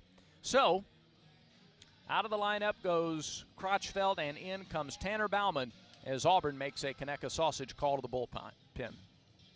Hi, this is Melinda from Life South. Did you know that Life South is your community blood center? Did you know that when you donate with Life South, your donation stays right here at home? Every 2 to 3 seconds, someone in the U.S. needs blood. You can make a difference this year and do something amazing. You could save the life of a friend, a family member, or even a coworker. To find out more about how you can host a blood drive or donate with Life South, visit our website, www.lifesouth.org. Do something amazing. Donate with Life South Community Blood Centers today. Whether it's enjoying a night in with good friends and close family or having some fun in the great outdoors, don't forget to grab an ice-cold Coca-Cola from one of your 17 local TK's convenience stores. Pitching changes Every need to be sip of 30 an in the ice-cold future. refreshing Coke helps make whatever you are doing Understood. Got choose from. TK's has a Coke for every occasion. So don't forget to stop by any one of your local 17 TK stores today and pick up an ice-cold Coca-Cola. Keep up with schedules, stories, and more at auburntigers.com. Now, more Auburn baseball. Call to the bullpen, a Conecuh call to the bullpen for the Tigers in Tanner Bauman, 6'4", 208-pound junior left-hander out of Jacksonville, Florida, St. John's River State Community College. This year, 5 appearances, 16 innings.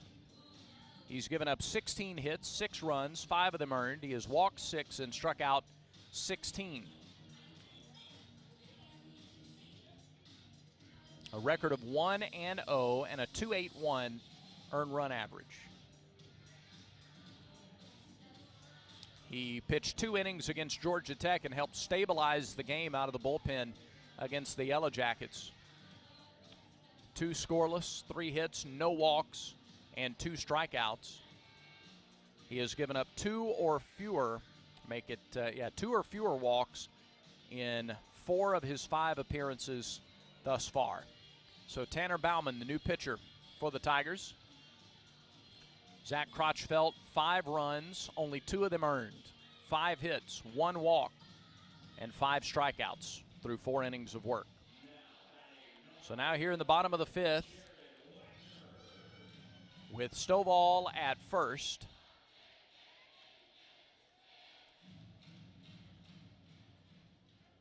It's Jared Wagner. First pitch from Bauman. That's in there for a strike. Off-speed delivery, 0-1. Against Crotchfeld, Wagner was 0 for 2 with a strikeout and a ground out. Another ground ball to short would be just fine here. Bauman's pitch is lined hard, too short. It's off the glove of Foster and into short left field. Stopping at second is Stovall. Wagner hit the daylights out of that ball, smoked it to short. Foster had to turn across his body to try to make the stop. And could only knock it down. His first step was to the left. He thought it was headed more up the middle. And by the time he stopped and turned across his body, he couldn't make the play cleanly. 6th hit of the day for Arkansas. They've got back-to-back singles here in the 5th. First and second, nobody out. Brady Slavin's the batter. Pitch. Outside and low, 1-0.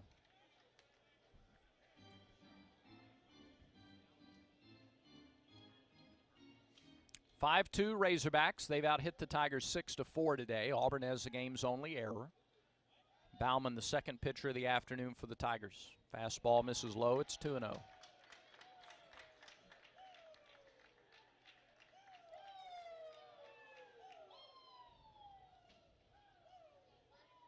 Long look in by Bauman. 10 on the pitch clock. Now he straightens up with 8. Runners lead from first and second. And the 2-0 pitch.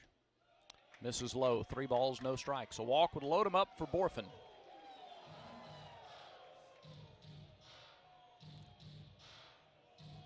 Outfield is straight away for the Tigers. 5-2 Razorbacks, bottom of the 5th inning. Bauman is set. Bauman delivers. And he missed ball 4 low. 4-pitch walk to Slavens. Bases are loaded with nobody out. That's just the second walk of the day issued by Auburn pitching. Crotchfeld matched a season high with 5 strikeouts and just 1 walk. Now Jace Borfin, who's 0 for 2, he struck out twice against Crotchfeld. Now he's got to deal with another lefty in Bauman.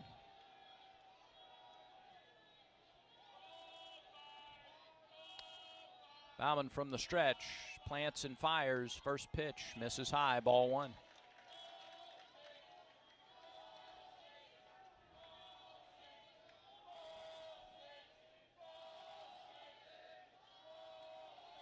Bauman set. To the plate. Swing and a pop on the infield. Moss is back, short right field grass, makes the catch. Runners have to stay put. He jammed Borfin. And the first pitch in the strike zone that he had to swing at, he skied it to deep second. 1 away.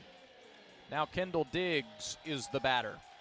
He has doubled twice today, a 3-run double in the second, or rather in the first inning, and a 2-out double in the third.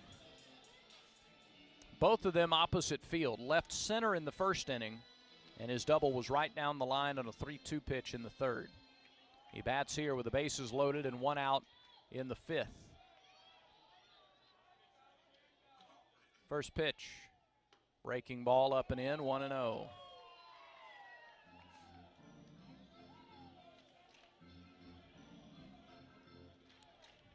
Auburn has kept Arkansas off the scoreboard the last 2 innings.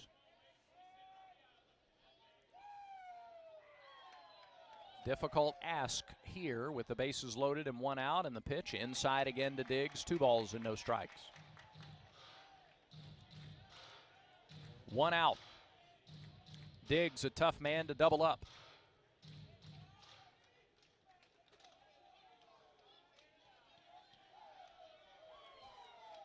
Stanfield in a couple of steps in left, straight away in center and right. Here's the 2-0 pitch. That's ball 3, a little bit low.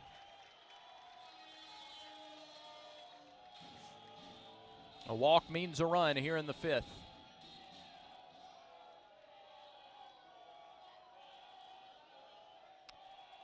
Bauman against Diggs and the crowd, the 3-0. Ball 4, he lost him high, walked in a run on 4 pitches. It's an RBI for Diggs, his 4th of the day. Stovall strolls in from third. The bases are still loaded with 1 out, and it's 6-2 Arkansas. 2 walks in the inning. And now Darren Schoenrock is out to talk to Bauman. 2 4-pitch walks by Tanner here in the 5th. Coach Rock out there, arms folded, going to try to calm down his left-hander. Dial is out there. It's mostly Coach Rock doing the talking.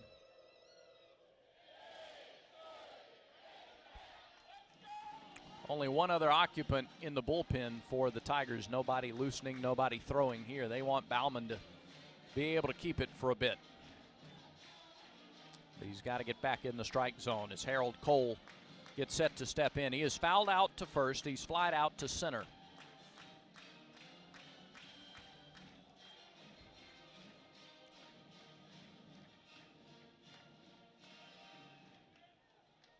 A run in for Arkansas here in the 5th inning. They lead it 6-2. Bauman straightens up. Pitch to Cole. Fastball lined into right field. That's a base hit. Over is Kirby. They will play station to station. It's 7-2 Arkansas. Cole went up there hacking at the first pitch.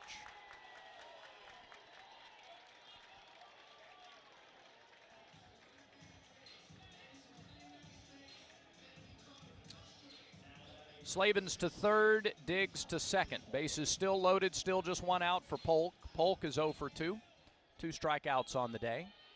Close the book on Crotchfeld now. 4 innings, 5 hits, 6 runs, 3 earned for Crotchfeld. He threw 80 pitches, 48 strikes.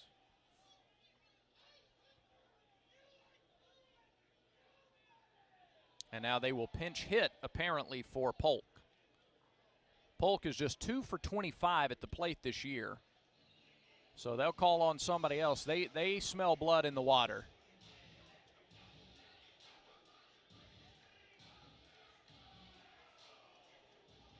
And they will send Hunter Grimes.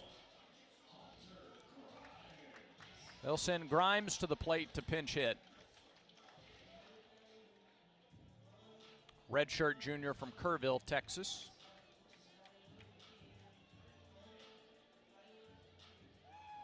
He is 3 for 3 this season. He has driven in 1 run. First pitch, way outside, ball 1.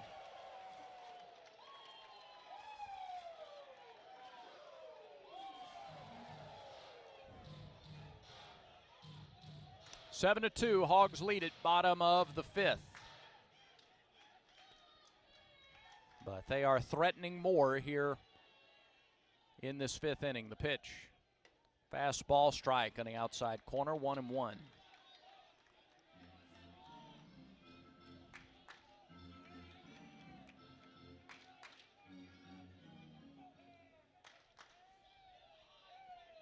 Bauman comes set. His 1-1. Swing and a bouncing ball to third. Ware short hop field, only one play, and that's to first. And the ball is dropped by Irish, and a run scores on the play, and it is 8-2 Arkansas. Bryson was really racing forward as he fielded the ball and was second guessing coming home. Auburn had a force at home.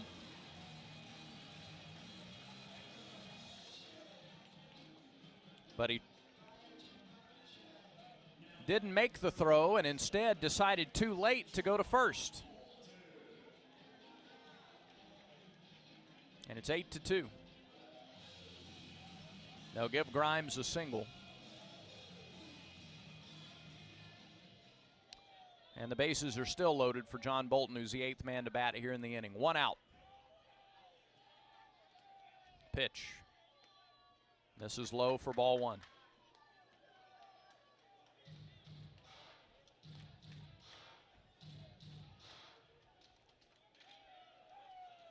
Arkansas has doubled its advantage here in the 5th inning. It was 5-2, now it's 8-2. Here's the pitch.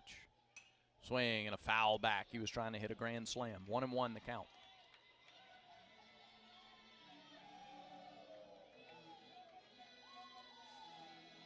Back-to-back singles and a walk to start the inning. A pop out by Borfin, then a walk, a single, and the infield single. 1-1 pitch. Misses high, 2-1.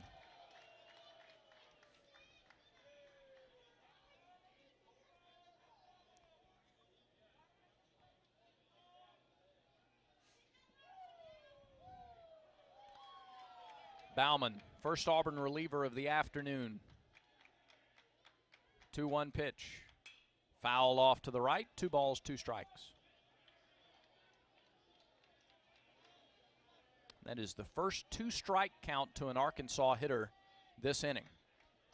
And Bolton's the 8th man to bat here in the 5th. They have been ahead in the count, and they have been swinging with momentum. Bolton chokes up a bit. 2-2 pitch. Low and outside, and the count is full. It was the 4th inning yesterday where Arkansas grabbed the lead and never really turned loose of the momentum.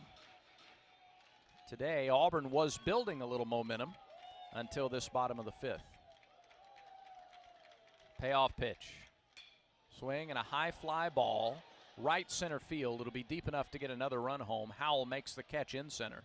Runners tag from second and third. Scoring from third is Diggs. And it's 9-2 Razorbacks on Bolton's 7th RBI of the year. 2 outs. And Tavian Josenberger, the 9th man to bat here in the 5th inning. Cole winds up at third on the play. They're at the corners with 2 down. A 4-run 5th inning for Arkansas. Elsewhere on the Yellowwood scoreboard, Kentucky pounded Mississippi State today 12-3. Vanderbilt completed the sweep of Ole Miss. Commodores beat the Rebels 7-2 today in Nashville. LSU has come from behind to lead Texas A&M 6-4. They got 6 in the 4th inning. College Station. Pitch misses high and outside to Josenberger. 1 ball, no strikes. And in the first game of a doubleheader, South Carolina scored a come from behind win at Georgia 5-4. They'll play the second game of a doubleheader shortly in Athens. The pitch is low to Josenberger. It's 2-0.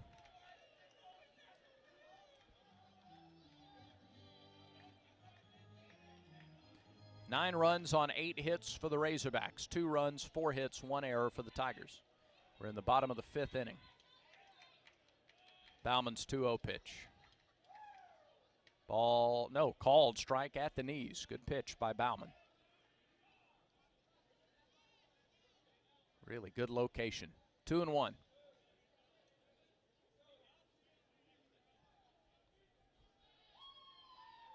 The pitch. Swing and a line drive to left, but right at Stanfield. And the inning is over. But Arkansas bats around in the 5th inning. The Razorbacks score 4 times on 4 hits. No errors and a couple left on base.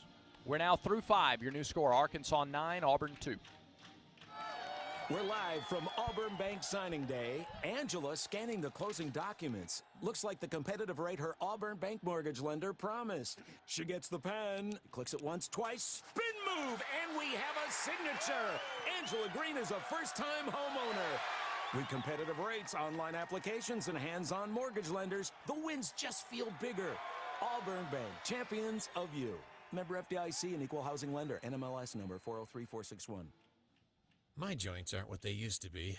Routine exercise, playing ball outside with the kids, riding bikes on vacation. I never worried about keeping up. But now, my joint pain has started slowing me down. I decided to make an appointment with the Orthopedic Clinic. Their surgical partners had the experience, technology, and personalized approach to care that I was looking for. Best of all, it was close to home. I'm thankful I chose the Orthopedic Clinic. Don't let joint pain slow you down. Visit theorthoclinic.com and schedule your appointment today. You're listening to Auburn University Baseball on Tiger 95.9. We go to the 6th inning. Auburn trails 9-2. Are you considering buying or selling property in Auburn? Get in touch with Berkshire Hathaway Home Services. That's Auburn's #1 real estate company. A lot of people moving to Auburn. The city's growing and expanding like crazy. Maybe you're just thinking about a game day home or condo. Here's the website, comehometoauburn.com. Comehometoauburn.com. Start your search there. Bryson Ware, Justin Kirby, Ryan Dial due up for the Tigers. Together, they have a pair of Auburn's 4 hits, and they have scored. Bryson Ware has scored both of Auburn's runs. Ware hit his 8th home run of the season deep to left back in the 4th inning. That was to lead off the 4th. He's been the leadoff hitter in the 2nd, the 4th, and now the 6th. Will McIntyre's lead was lengthened in the bottom of the 5th, and he starts Ware with a strike, 0-1. 81 pitches now for McIntyre on the afternoon. He deals. And there's a second strike, 0-2. Ware walked to lead off the 2nd, came around to score. And then homered in the 4th, the 0-2. Swing and a high fly ball to left. Wagner is back against the wall. Ware goes deep again. A 2-home run day for Bryson Ware. He put that one up in the jet stream and watched it sail out of here. Bryson Ware with back-to-back home runs in the 4th and 6th innings. And it's 9-3 Arkansas.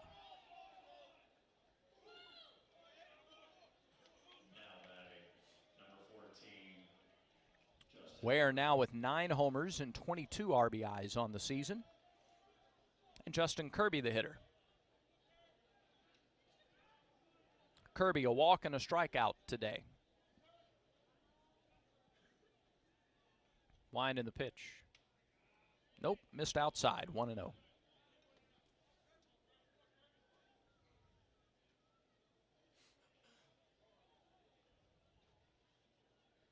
Wind in the delivery to Kirby. There's the strike in under the hands, 1-1.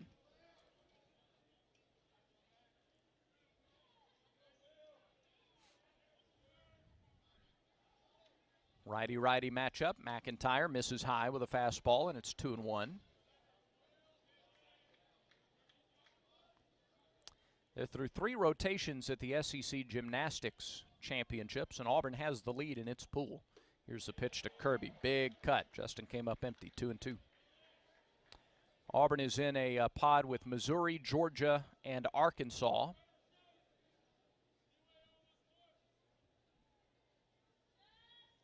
And the Tigers have a lead with 1 rotation to go. The pitch misses low to Kirby. It's 3-2.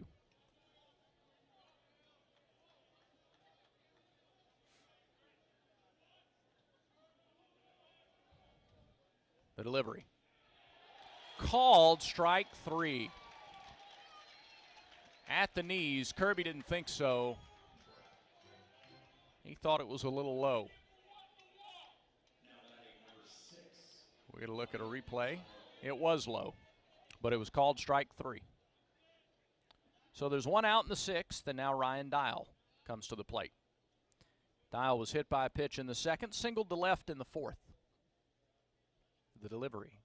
Dial sends a high fly ball to right field, but he got under it. Borfin makes the catch, quickly 2 down. Good swing by Dial, but he was under it a bit. And now Stanfield comes to the plate.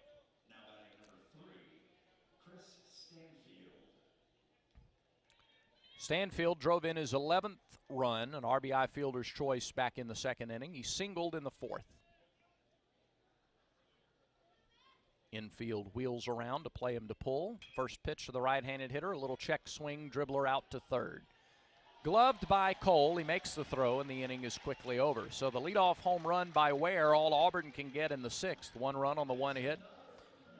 We go to the bottom of the 6th inning here in Fayetteville. New score, Arkansas 9, Auburn 3. 3 people you should be 100% certain about. Your barber, your plumber, and your tax pro. Switch to Jackson Hewitt and you can be 100% certain about your taxes. We'll get you your maximum refund guaranteed, and we'll back your return for life. Don't be kind of certain or almost certain. Be 100% certain. Switch to Jackson Hewitt today and get 50% off tax prep. Limited time offer for new clients filing at participating locations. Max value $200. Visit jacksonhewitt.com/50 for terms. From local town councils to Capitol Hill, agents who are realtors are standing up for what's right. We're here protecting property rights. Here advocating for the issues that affect our neighborhoods. Here championing fair and equitable housing for all. Because we are realtors, bound by a code of ethics, driven to serve our communities. We're here for it all. Here for you. Realtors are members of the National Association of Realtors. That's who we are. Keep up with schedules, stories, and more at auburntigers.com. Now, more Auburn baseball. It's 9-3 Arkansas as we move along into the bottom of the 6th inning here in Fayetteville. Check the Yellowwood scoreboard. Texas A&M gets a run back in the bottom of the 4th. 6-5 LSU has the lead as they enter the mid stages of that game. From the NCAA men's basketball tournament, Tennessee leads Duke 59-48. with 2.5 minutes to go. That looks like a strong start for the SEC today on a day that we'll see Arkansas in about 30 minutes get underway against number 1 seed Kansas. Alabama will face Maryland later today, and before that, of course, your Auburn Tigers against Houston. And the first pitch of the 6th inning misses high to Stovall. 1 ball and no strikes. Tanner Bauman back to work here in the 6th. Gets a swing and a foul tip off the end of the bat at a breaking ball. 1-1 the count. Stovall has singled, he has walked, he has flied to center. He scored a couple of runs today. And he swings and pops this one up on the right side of the infield. Second baseman Moss fighting the wind, and he makes the catch. It always looks dramatic. Of course, these guys practice before every game. They put a ball in one of the machines, and it'll pop it way up into the air, and they get a feel for the spin on the ball and the way the wind moves it around. But it's never quite the same as doing it in a game. Stovall pops out. 1 down in the 6th for Jared Wagner. Wagner 1 for 3, a single and a run scored. He's the first batter that Bauman faced when he came into the game last inning. Tanner misses low and away. 1 ball, no strikes. Wind has changed directions for the first time today. It's blowing out toward left. There's a strike at the knees, 1-1.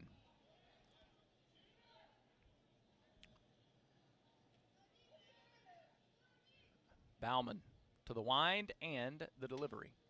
Pitch is a strike. Breaking ball, 1-2.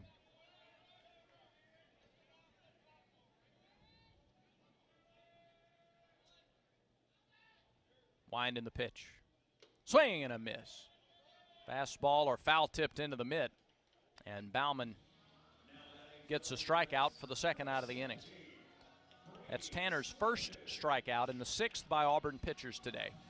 That's the K counter presented by Kia of Auburn, where you're always number 1. Now Brady Slavin's the cleanup hitter. He has walked, he has been hit by a pitch, he has scored twice. And the first pitch, ball 1.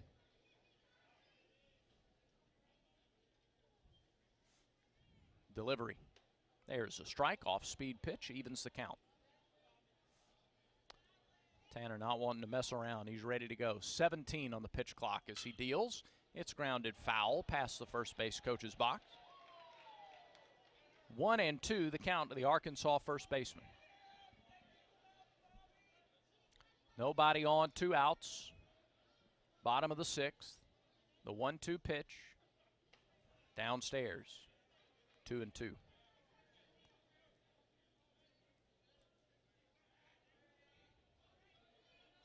Bauman ready again. He deals. And it's fouled off the end of the bat. Slavins did well just to get a piece of that. It's a good pitch. Arkansas trying to claim the first series win of conference play. Tigers trying to keep them where they are and come back. 2-2 pitch. Popped up and back, and that gets out of play.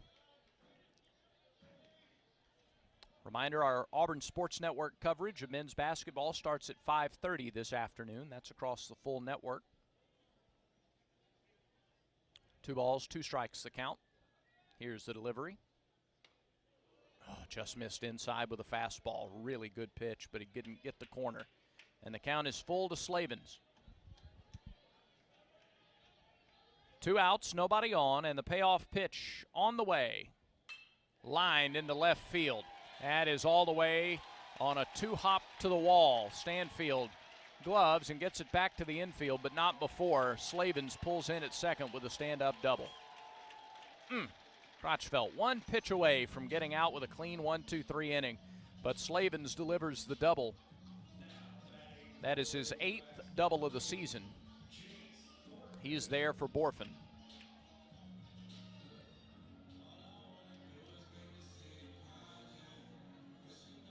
That is the 4th extra base hit of the day for Arkansas. 4 of their 9 hits have gone for extra bases. They have 3 doubles and a homer. Borfin, 2 strikeouts and a pop-up. Bauman's first pitch to him. Misses high. 1 ball, no strikes. 42 pitches now in relief for Bauman in an inning and 2/3 to this point. Tanner looks to second, comes home. Pitch is fouled straight back. It's 1-1. If you're listening to baseball today on the Auburn Game Day app, that is not available for you for men's basketball. Make sure you go to auburntigers.com, check the affiliate page, and find the nearest station to you. And that's how you can follow Andy Burcham, Joe Champy, and Jacob Hillman on their coverage of the Tigers in the NCAA tournament. 1-1 pitch in on the hands is fouled back to the screen. And Bauman now out in front, a ball and 2 strikes.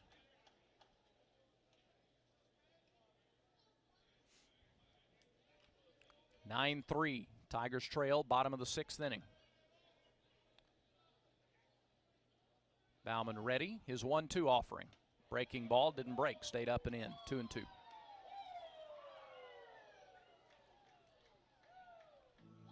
Arkansas looking for a 13th consecutive victory.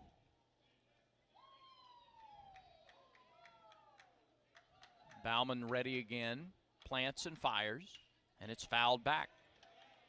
88 on the fastball, still 2 balls, 2 strikes.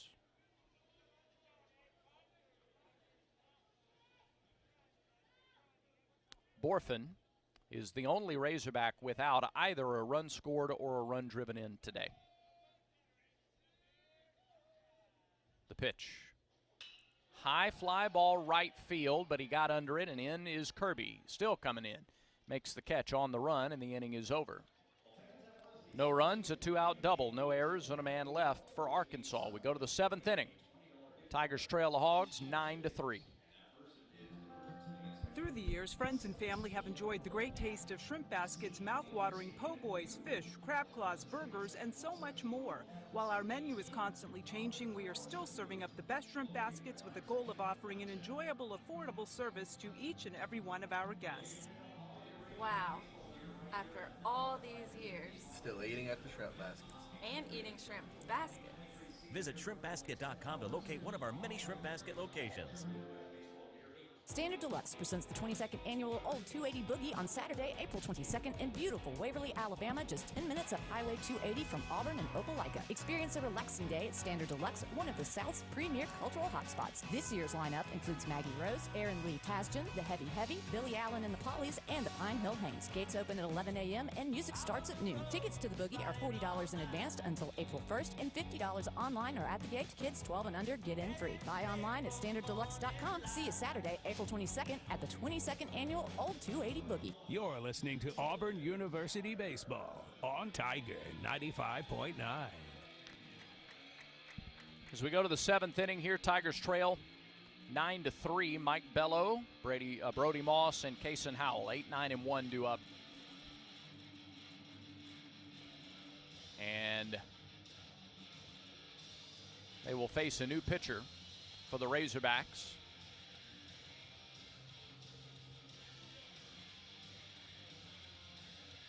As Dylan Carter checks into the game, replacing Will McIntyre.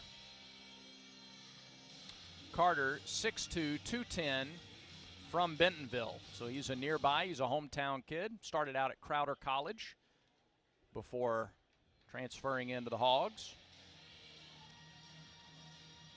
Carter this year, a record of 3-0 in 7 appearances, all in relief. An earned run average of .307. He has 1 save.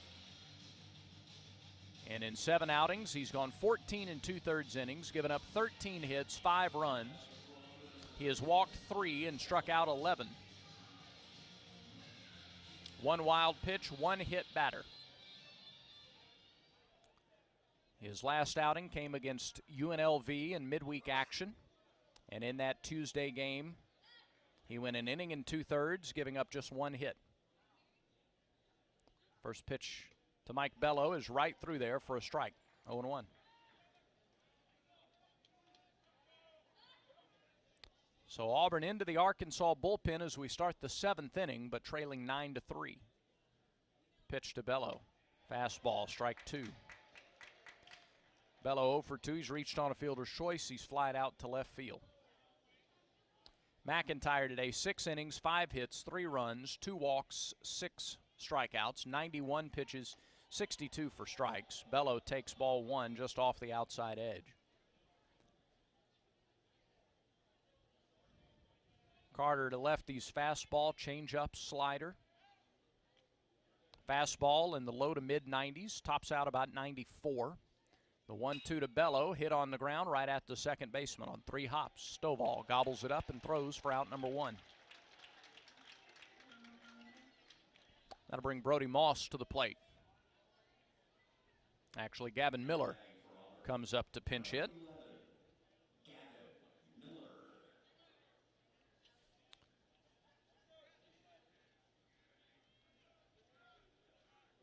Miller, a right-handed hitter.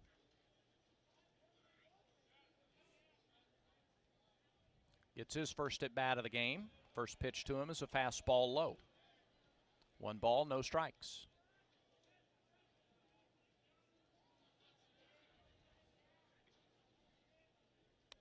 Stretch by Carter and the pitch. Low and outside, 2-0.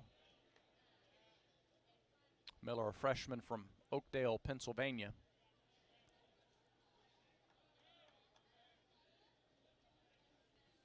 He is 4 for 11 at the plate this year. The pitch. There's a strike in under the hands at 91, 2-1.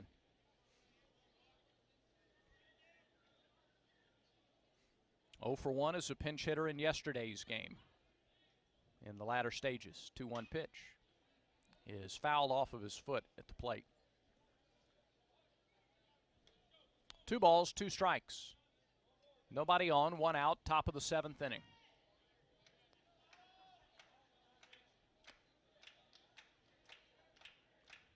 Miller had 3 of his 4 hits in the prior 2 games before yesterday. 2 against Georgia Tech, 1 in the finale against Southeastern. There's a bouncing ball scooped up on a short hop at short by Bolton. Nice play, throws out Miller.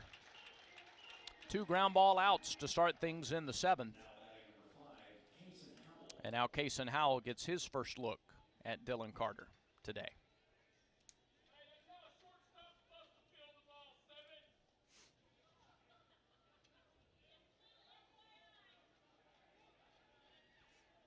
Howell, with a base hit his last time, is 1 for 3 on the afternoon. As one of Auburn's 5 hits on the day. The pitch. Misses low with a fastball, 1-0.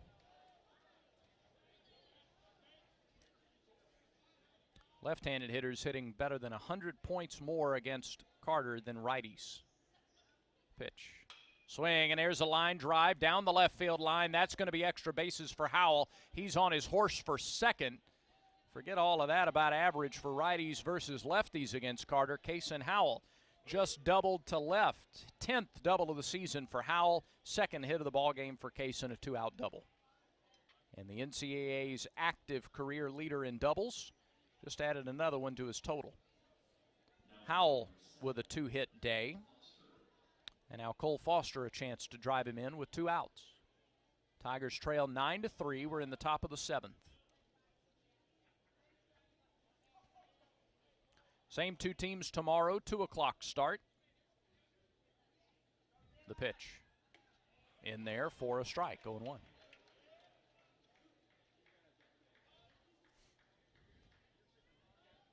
And then Auburn will fly home tomorrow night, get ready to play South Alabama in Montgomery Tuesday at 6 before the Georgia Bulldogs come to Plainsman Park next weekend. 0-1 to Foster is low. Evens the count at a ball and a strike. Cole is 0 for 3 today. He has struck out twice. He's flied out to center.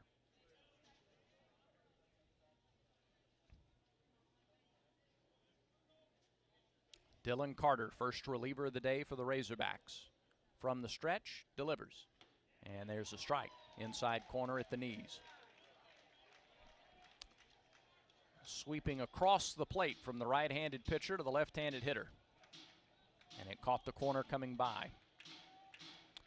Now Cole behind in the count, 1-2 with 2 outs. Carter's pitch.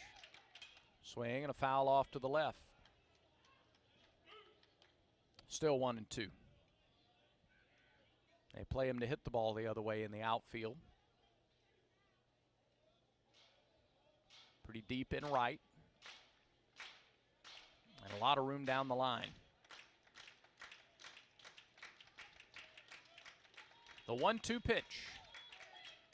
Just caught a piece of it to stay alive. Foster hanging tough with 2 strikes.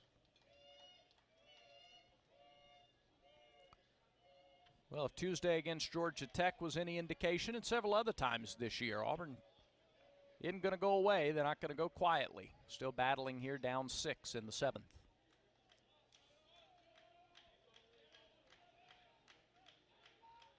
Another 1-2 pitch on the way. Swing and a miss with an off-speed pitch, and the inning is over.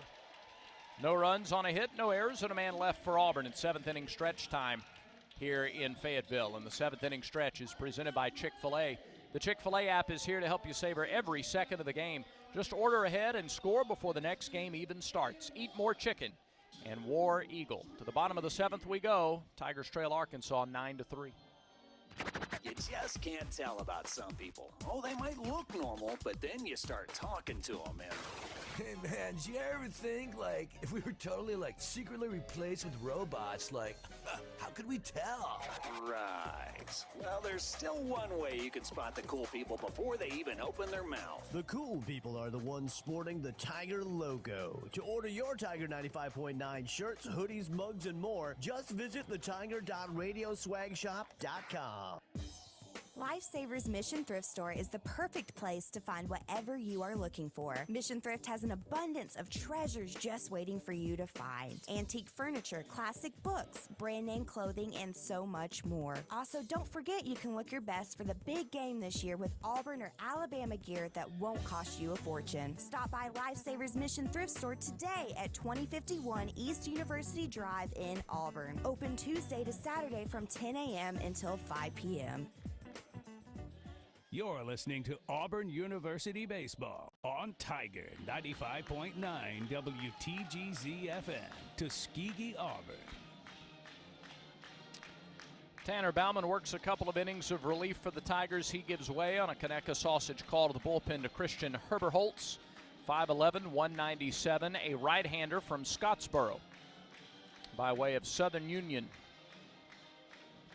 And he's found a path to the Plains. Herberholtz, 5 appearances this year, 11 2/3 innings, 21 hits, 14 runs, 12 of them earned. He's walked 4, he has struck out 12. He's given up 7 doubles, 3 homers, 3 wild pitches. A record of 0-1, and an earned run average of 9 1/4. So Herberholtz is on. And he'll face Diggs, Cole, and Parker Rowland. Diggs today has doubled twice, and he's drawn a bases-loaded walk. He has knocked in 4 of their runs, and he takes a first pitch strike from Herberholtz. 0-1 the count.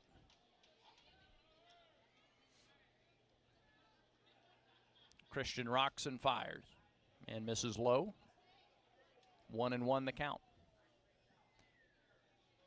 Herberholtz pitched a week ago against Southeastern Louisiana, 3 runs on 6 hits.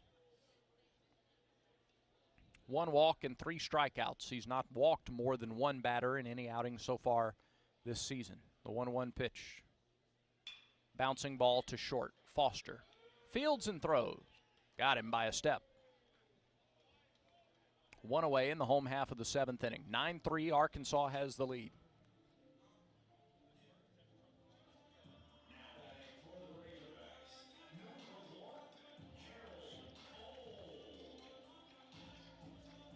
Now Harold Cole is the hitter with 1 out and nobody aboard. Number 7 hitter is singled, and he's put it in the air twice. First pitch to him misses low for ball 1. Yellowwood scoreboard, NCAA men's tournament. First the pitch misses a little bit high, and it's 2-0. He did not go. First win for the SEC today. Tennessee, the 4 seed, handled the 5 seed Duke 65-52. 2-0 pitch. It's low. 3 balls, no strikes to Cole. Cole 1 for 3 today. He's now 6 for 20 on the season. 3-0 pitch. Strike at the knees. 3-1. Arkansas with 3 in the first, 2 in the second, 4 in the fifth. Pitch. Swing and a ground ball to third. Gloved by Miller. In time to get Cole. 2 down, 2 ground ball outs in the inning.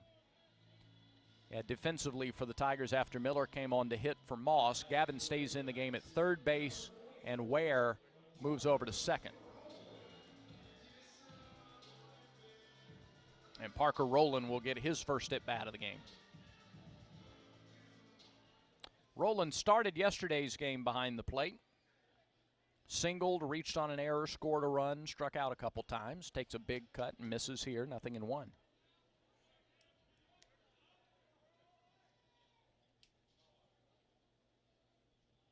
Herbert Holtz deals. Swing and a miss. Same pitch, same swing, same result.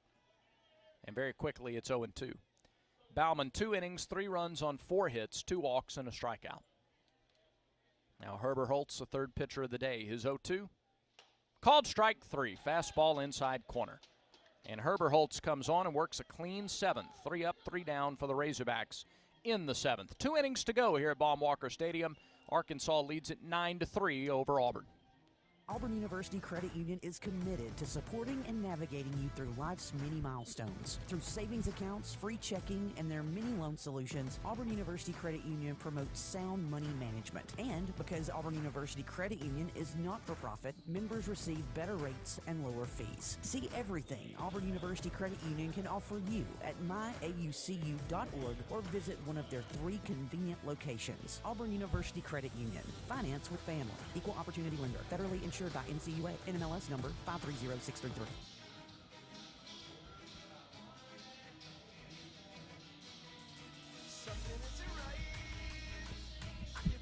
Weekdays from noon until 3 p.m.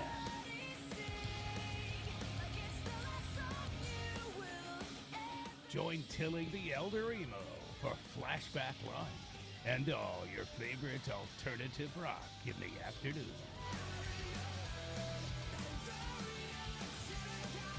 Only on Tiger 95.9 and on the Tiger Communications app.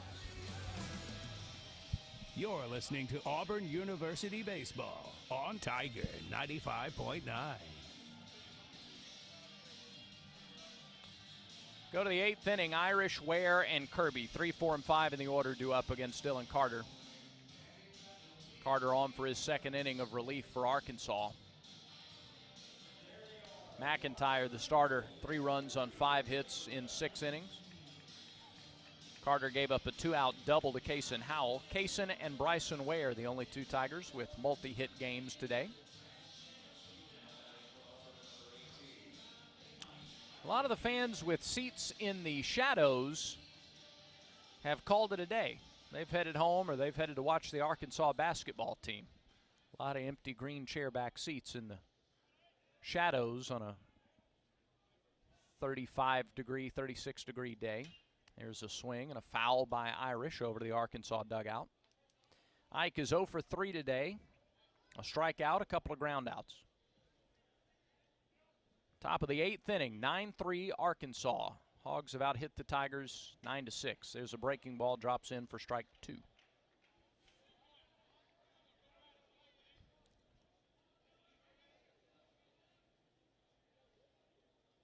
Stretch by Carter and the 0-2 delivery.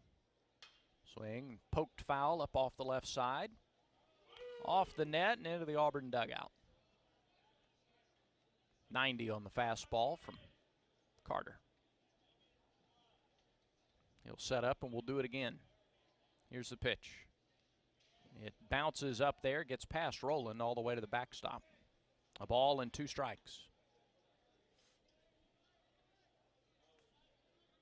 3 single runs for the Tigers in the 2nd, the 4th, and the 6th. The pitch. Missed outside, 2-2.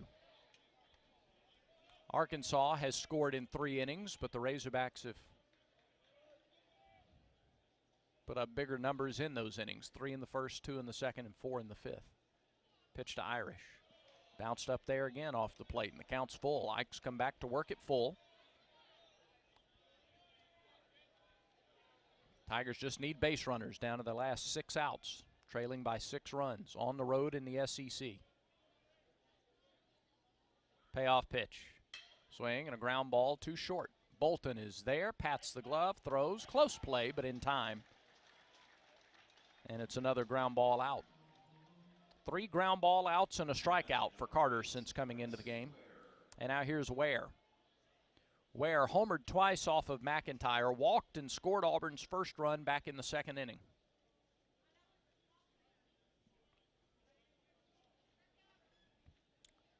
Bryson has boosted his average 17 points today. The pitch.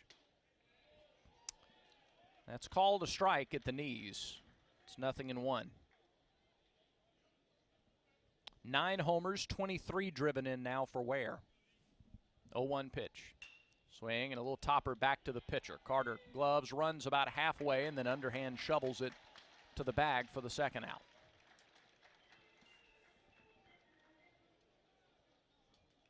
And now here's Kirby with 2 outs and nobody on in the 8th. Justin has struck out a couple of times and he has walked.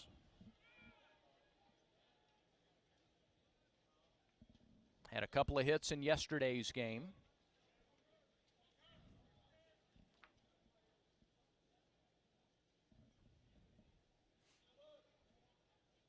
Two for 6 now on the weekend.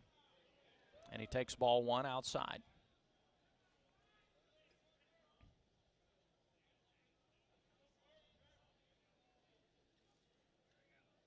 Pitch from Carter.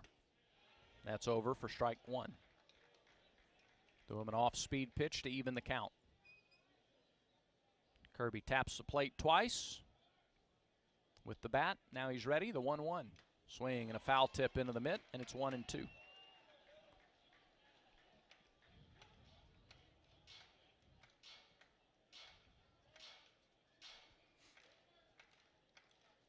Carter working quickly. Delivers. Little bit low, 2-2.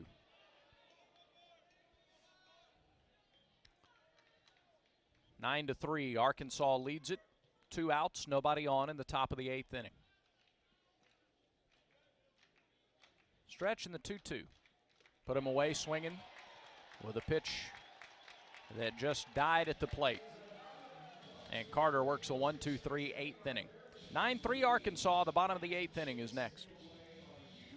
It's time once again for the annual Backyard Boilers Crawfish Boil and Music Fest, presented by the Reeltown Lions Club in beautiful Notice Olga, Saturday, April 1st. There will be live music all afternoon, including special guest and ACM nominee Ashton Shepard. Tickets are $25 for adults and $10 for kids 12 and under. Proceeds benefit the Reeltown Fire Department. Coolers and chairs are welcome, so don't miss the 2nd annual Backyard Boilers Crawfish Boil and Music Fest on Saturday, April 1st at the Reeltown Rodeo Grounds, Highway 49 in Notice Olga. Auburn softball lives on the airwaves of Tiger Communications. Hit out towards left. Garcia charging it. Diving catch, Lindsey Garcia! Tune in all season long as the Auburn Sports Network brings you all the action, from every big strikeout to every big hit. Line to the left field. Will this get over? It's out of here! Aspen Godwin gives the Tigers a 2-0 lead. Hear all the action as Mickey Dean and the Tigers look to take on a challenging schedule. Coverage begins 15 minutes before first pitch with the leadoff show. 2-2, swung on a miss. Chase the rise ball and a big strikeout for Shelby Lowe. Don't miss one inning of action from Auburn softball across the station of Tiger Communications. Brought to you locally by Mid-South Bank, Southeastern Land Group, Tiger Iron Gym, and TK's Convenience Stores. Download the official Auburn Game Day app for podcasts, schedules, and more. Now, more Auburn baseball. Bottom of the 8th inning, it's 9-3 Arkansas. After the game, keep it here for the Regions Bank postgame show and get the Auburn University Visa debit card from Regions. Visit regions.com/Go Tigers and order yours today. Christian Herberholtz needed 11 pitches to work a perfect 7th. He'll come back in the 8th. Against Bolton, Josenberger, and Stovall, 9, 1, and 2 hitters in the order. First pitch. Down and away to Bolton. Bolton has singled and scored. He's driven in a run with a sacrifice fly, and he's grounded back to the pitcher. And he takes ball 2 up and out.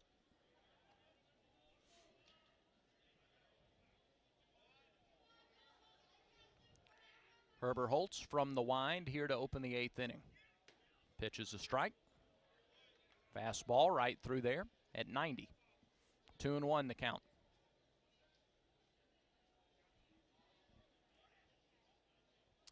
Two-one. Swing and a miss. 2-2. Chased an elevated fastball. Auburn softball dropped game 1 of 2 today out in Oklahoma City. Northwestern edged the Tigers 6-5. 2-2 pitch. Swing and a foul off to the right. 2-2. Auburn takes on Oklahoma tonight at 6:30 out in Oklahoma City. You can hear the game on 99.9. That's Kate FM in the Auburn area. It's also available on the Auburn Game Day app. 2-2 pitch. Off speed called strike 3, and Bolton knew it. Good pitch by Herbert Holtz. Off speed and on the inside edge. So Christian with 2 strikeouts in a row going back to the last inning. He's retired all 4 that he's faced at the bottom of the order. Now you flip that lineup over and get Josenberger, the leadoff man. Josenberger has flied out his last 2 times. He homered in the second. He reached on an error and scored in the first. Razorbacks led 5-1 after the first 2 innings of the game today. There's a strike on the outside corner.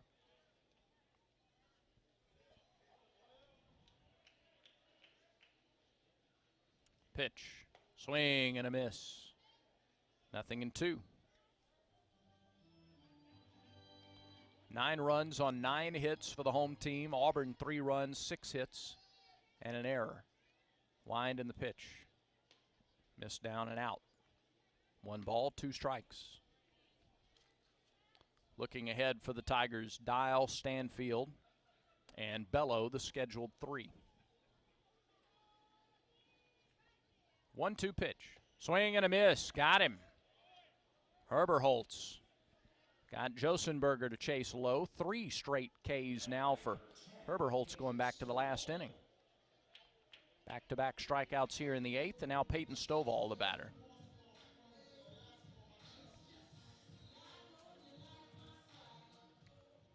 Auburn pitchers cut down on the walks today to this point. Just 3 walks, 9 strikeouts.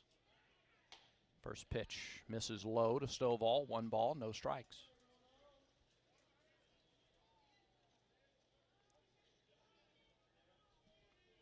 Pitch. There's a strike. It's 1-1. But Arkansas has taken advantage of almost all of the 3 base runners. 2 of the 3 walks came in to score. Also a runner that reached on an error. There's a swing and a miss by Stovall. And a runner that reached after being hit by a pitch. 5 of their 9 runs scored by guys who got on base either by walk, hit batter, or error. The 1-2 delivery.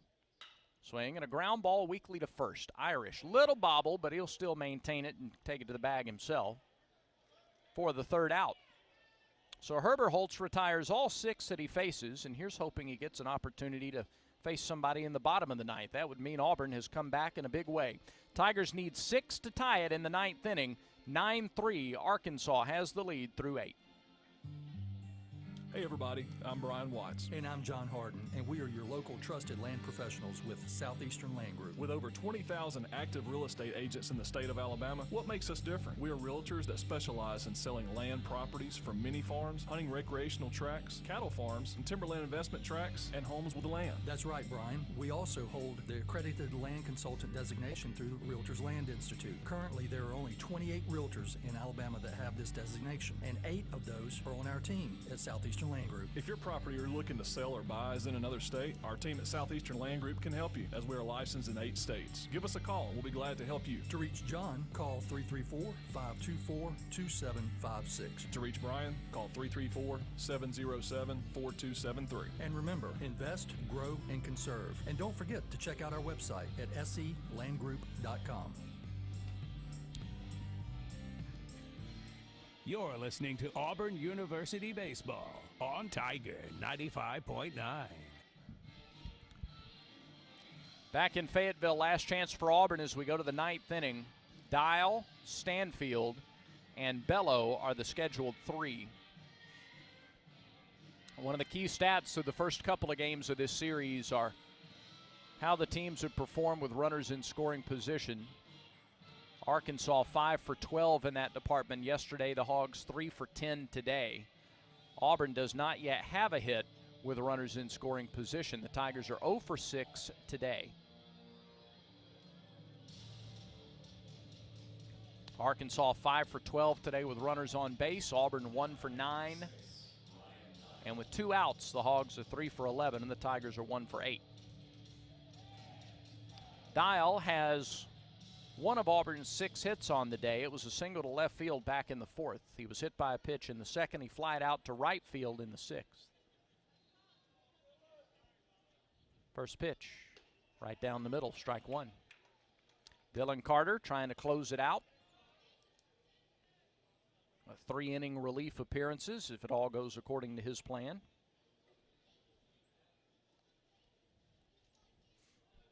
They got 6 from McIntyre in the start. Here's the 0-1. Just missed the outside corner, 1-1.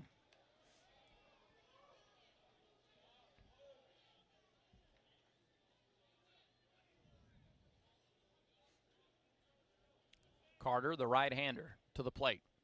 Swing and a high bouncing ball back to the pitcher. He chopped that right off the top of the dirt. 1 away in the 9th.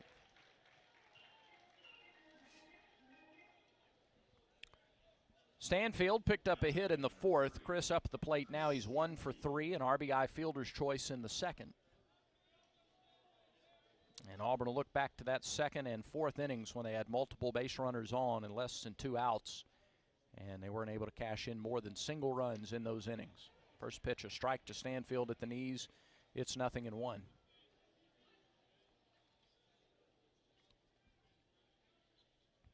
The 0-1. Misses low, a ball and a strike. This is life in the SEC. Auburn faces 7 opponents that are ranked currently throughout the SEC schedule. Pitch to Stanfield, misses low. 2-1.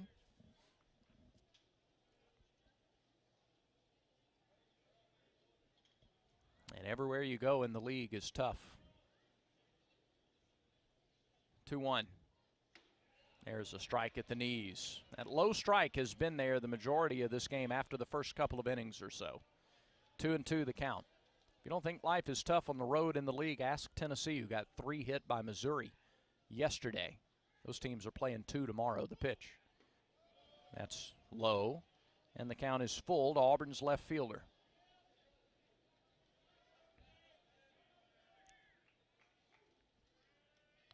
Stretch by Carter and the payoff pitch.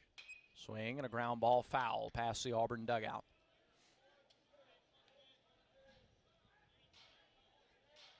Georgia's in a battle with South Carolina this weekend in Athens. They will get a taste of road play next week when they come to our place. Payoff pitch again to Stanfield. Check swing, pitch was low, he went. Danny Crick's ready to go home. He said that Stanfield went around, and there's out number 2. Stanfield was taken off the shin guard, ready to walk to first. Yep, he probably did.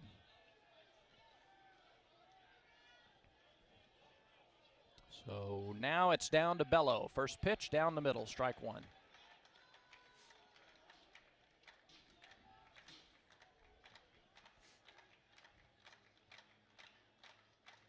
Stretch and pitch. Missed a little bit low. 1 ball, 1 strike. Auburn down to its last out here in the 9th inning, trailing 9-3. Gavin Miller would be next. The pitch to Bellows. Missed a little bit low. 2-1. Finale tomorrow, 2 o'clock. We'll be on the air at 1:45 Central. 2-1 pitch. Swing and a bouncing ball. Second baseman to his right. Stovall bobbled it, and he won't make the play.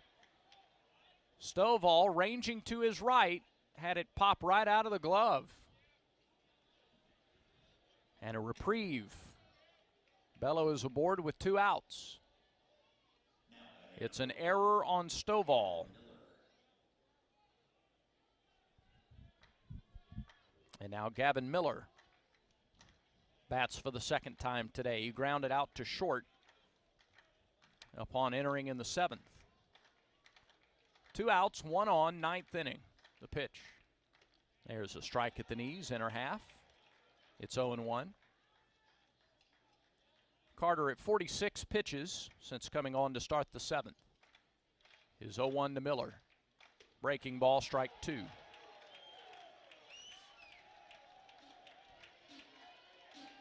And the fans come to their feet here at Baum-Walker Stadium. Some of them. The 0-2 pitch. Ball 1 low.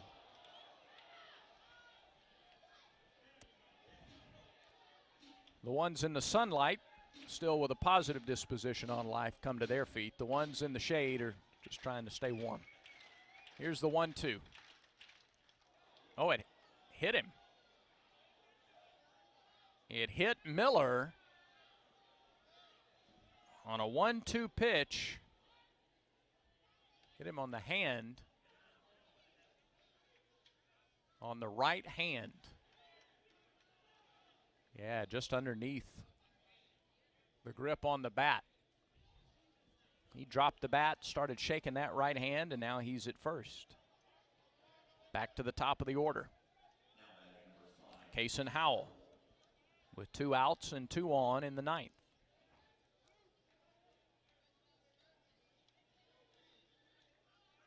There are occupants in the Arkansas bullpen just in case.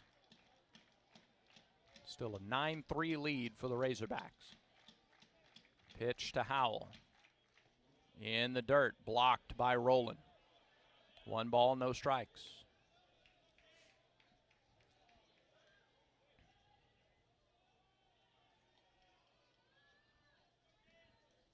Bello at second, Miller at first. An error and a hit batter, respectively, put them on. 1-0 pitch to Howell. That's low, 2-0. Howell doubled off of Carter to greet him. With 2 outs in the 7th. Now meeting on the mound here as Rowland goes out to talk to Carter. They stand shoulder to shoulder with their back to home plate. And it's a quick meeting, about 20 seconds or so. Kason today is 2 for 4. The 2 hits have come in his last 2 at-bats. 1 against McIntyre, 1 against Carter. He has singled and doubled. The double was a patented Kason Howell double to the left field corner. 2 balls, no strikes to the Auburn center fielder. With 2 outs, here's a pitch. Called strike at the knees, 2-1.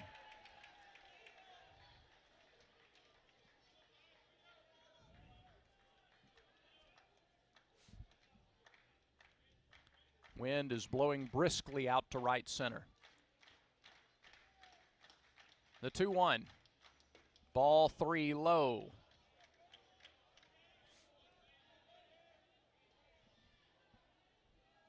Cole Foster would be next. 2 outs. Top of the 9th. 2 on. Tigers down 6. Howell waves that orange bat. Pitch clock at 5. Here's the delivery. Swing and a fly ball to center. Josenberger is back. He'll have a play. Makes the catch in deep center. And that is the ball game. Arkansas claims the series win, defeating the Tigers today by the final score of 9-3.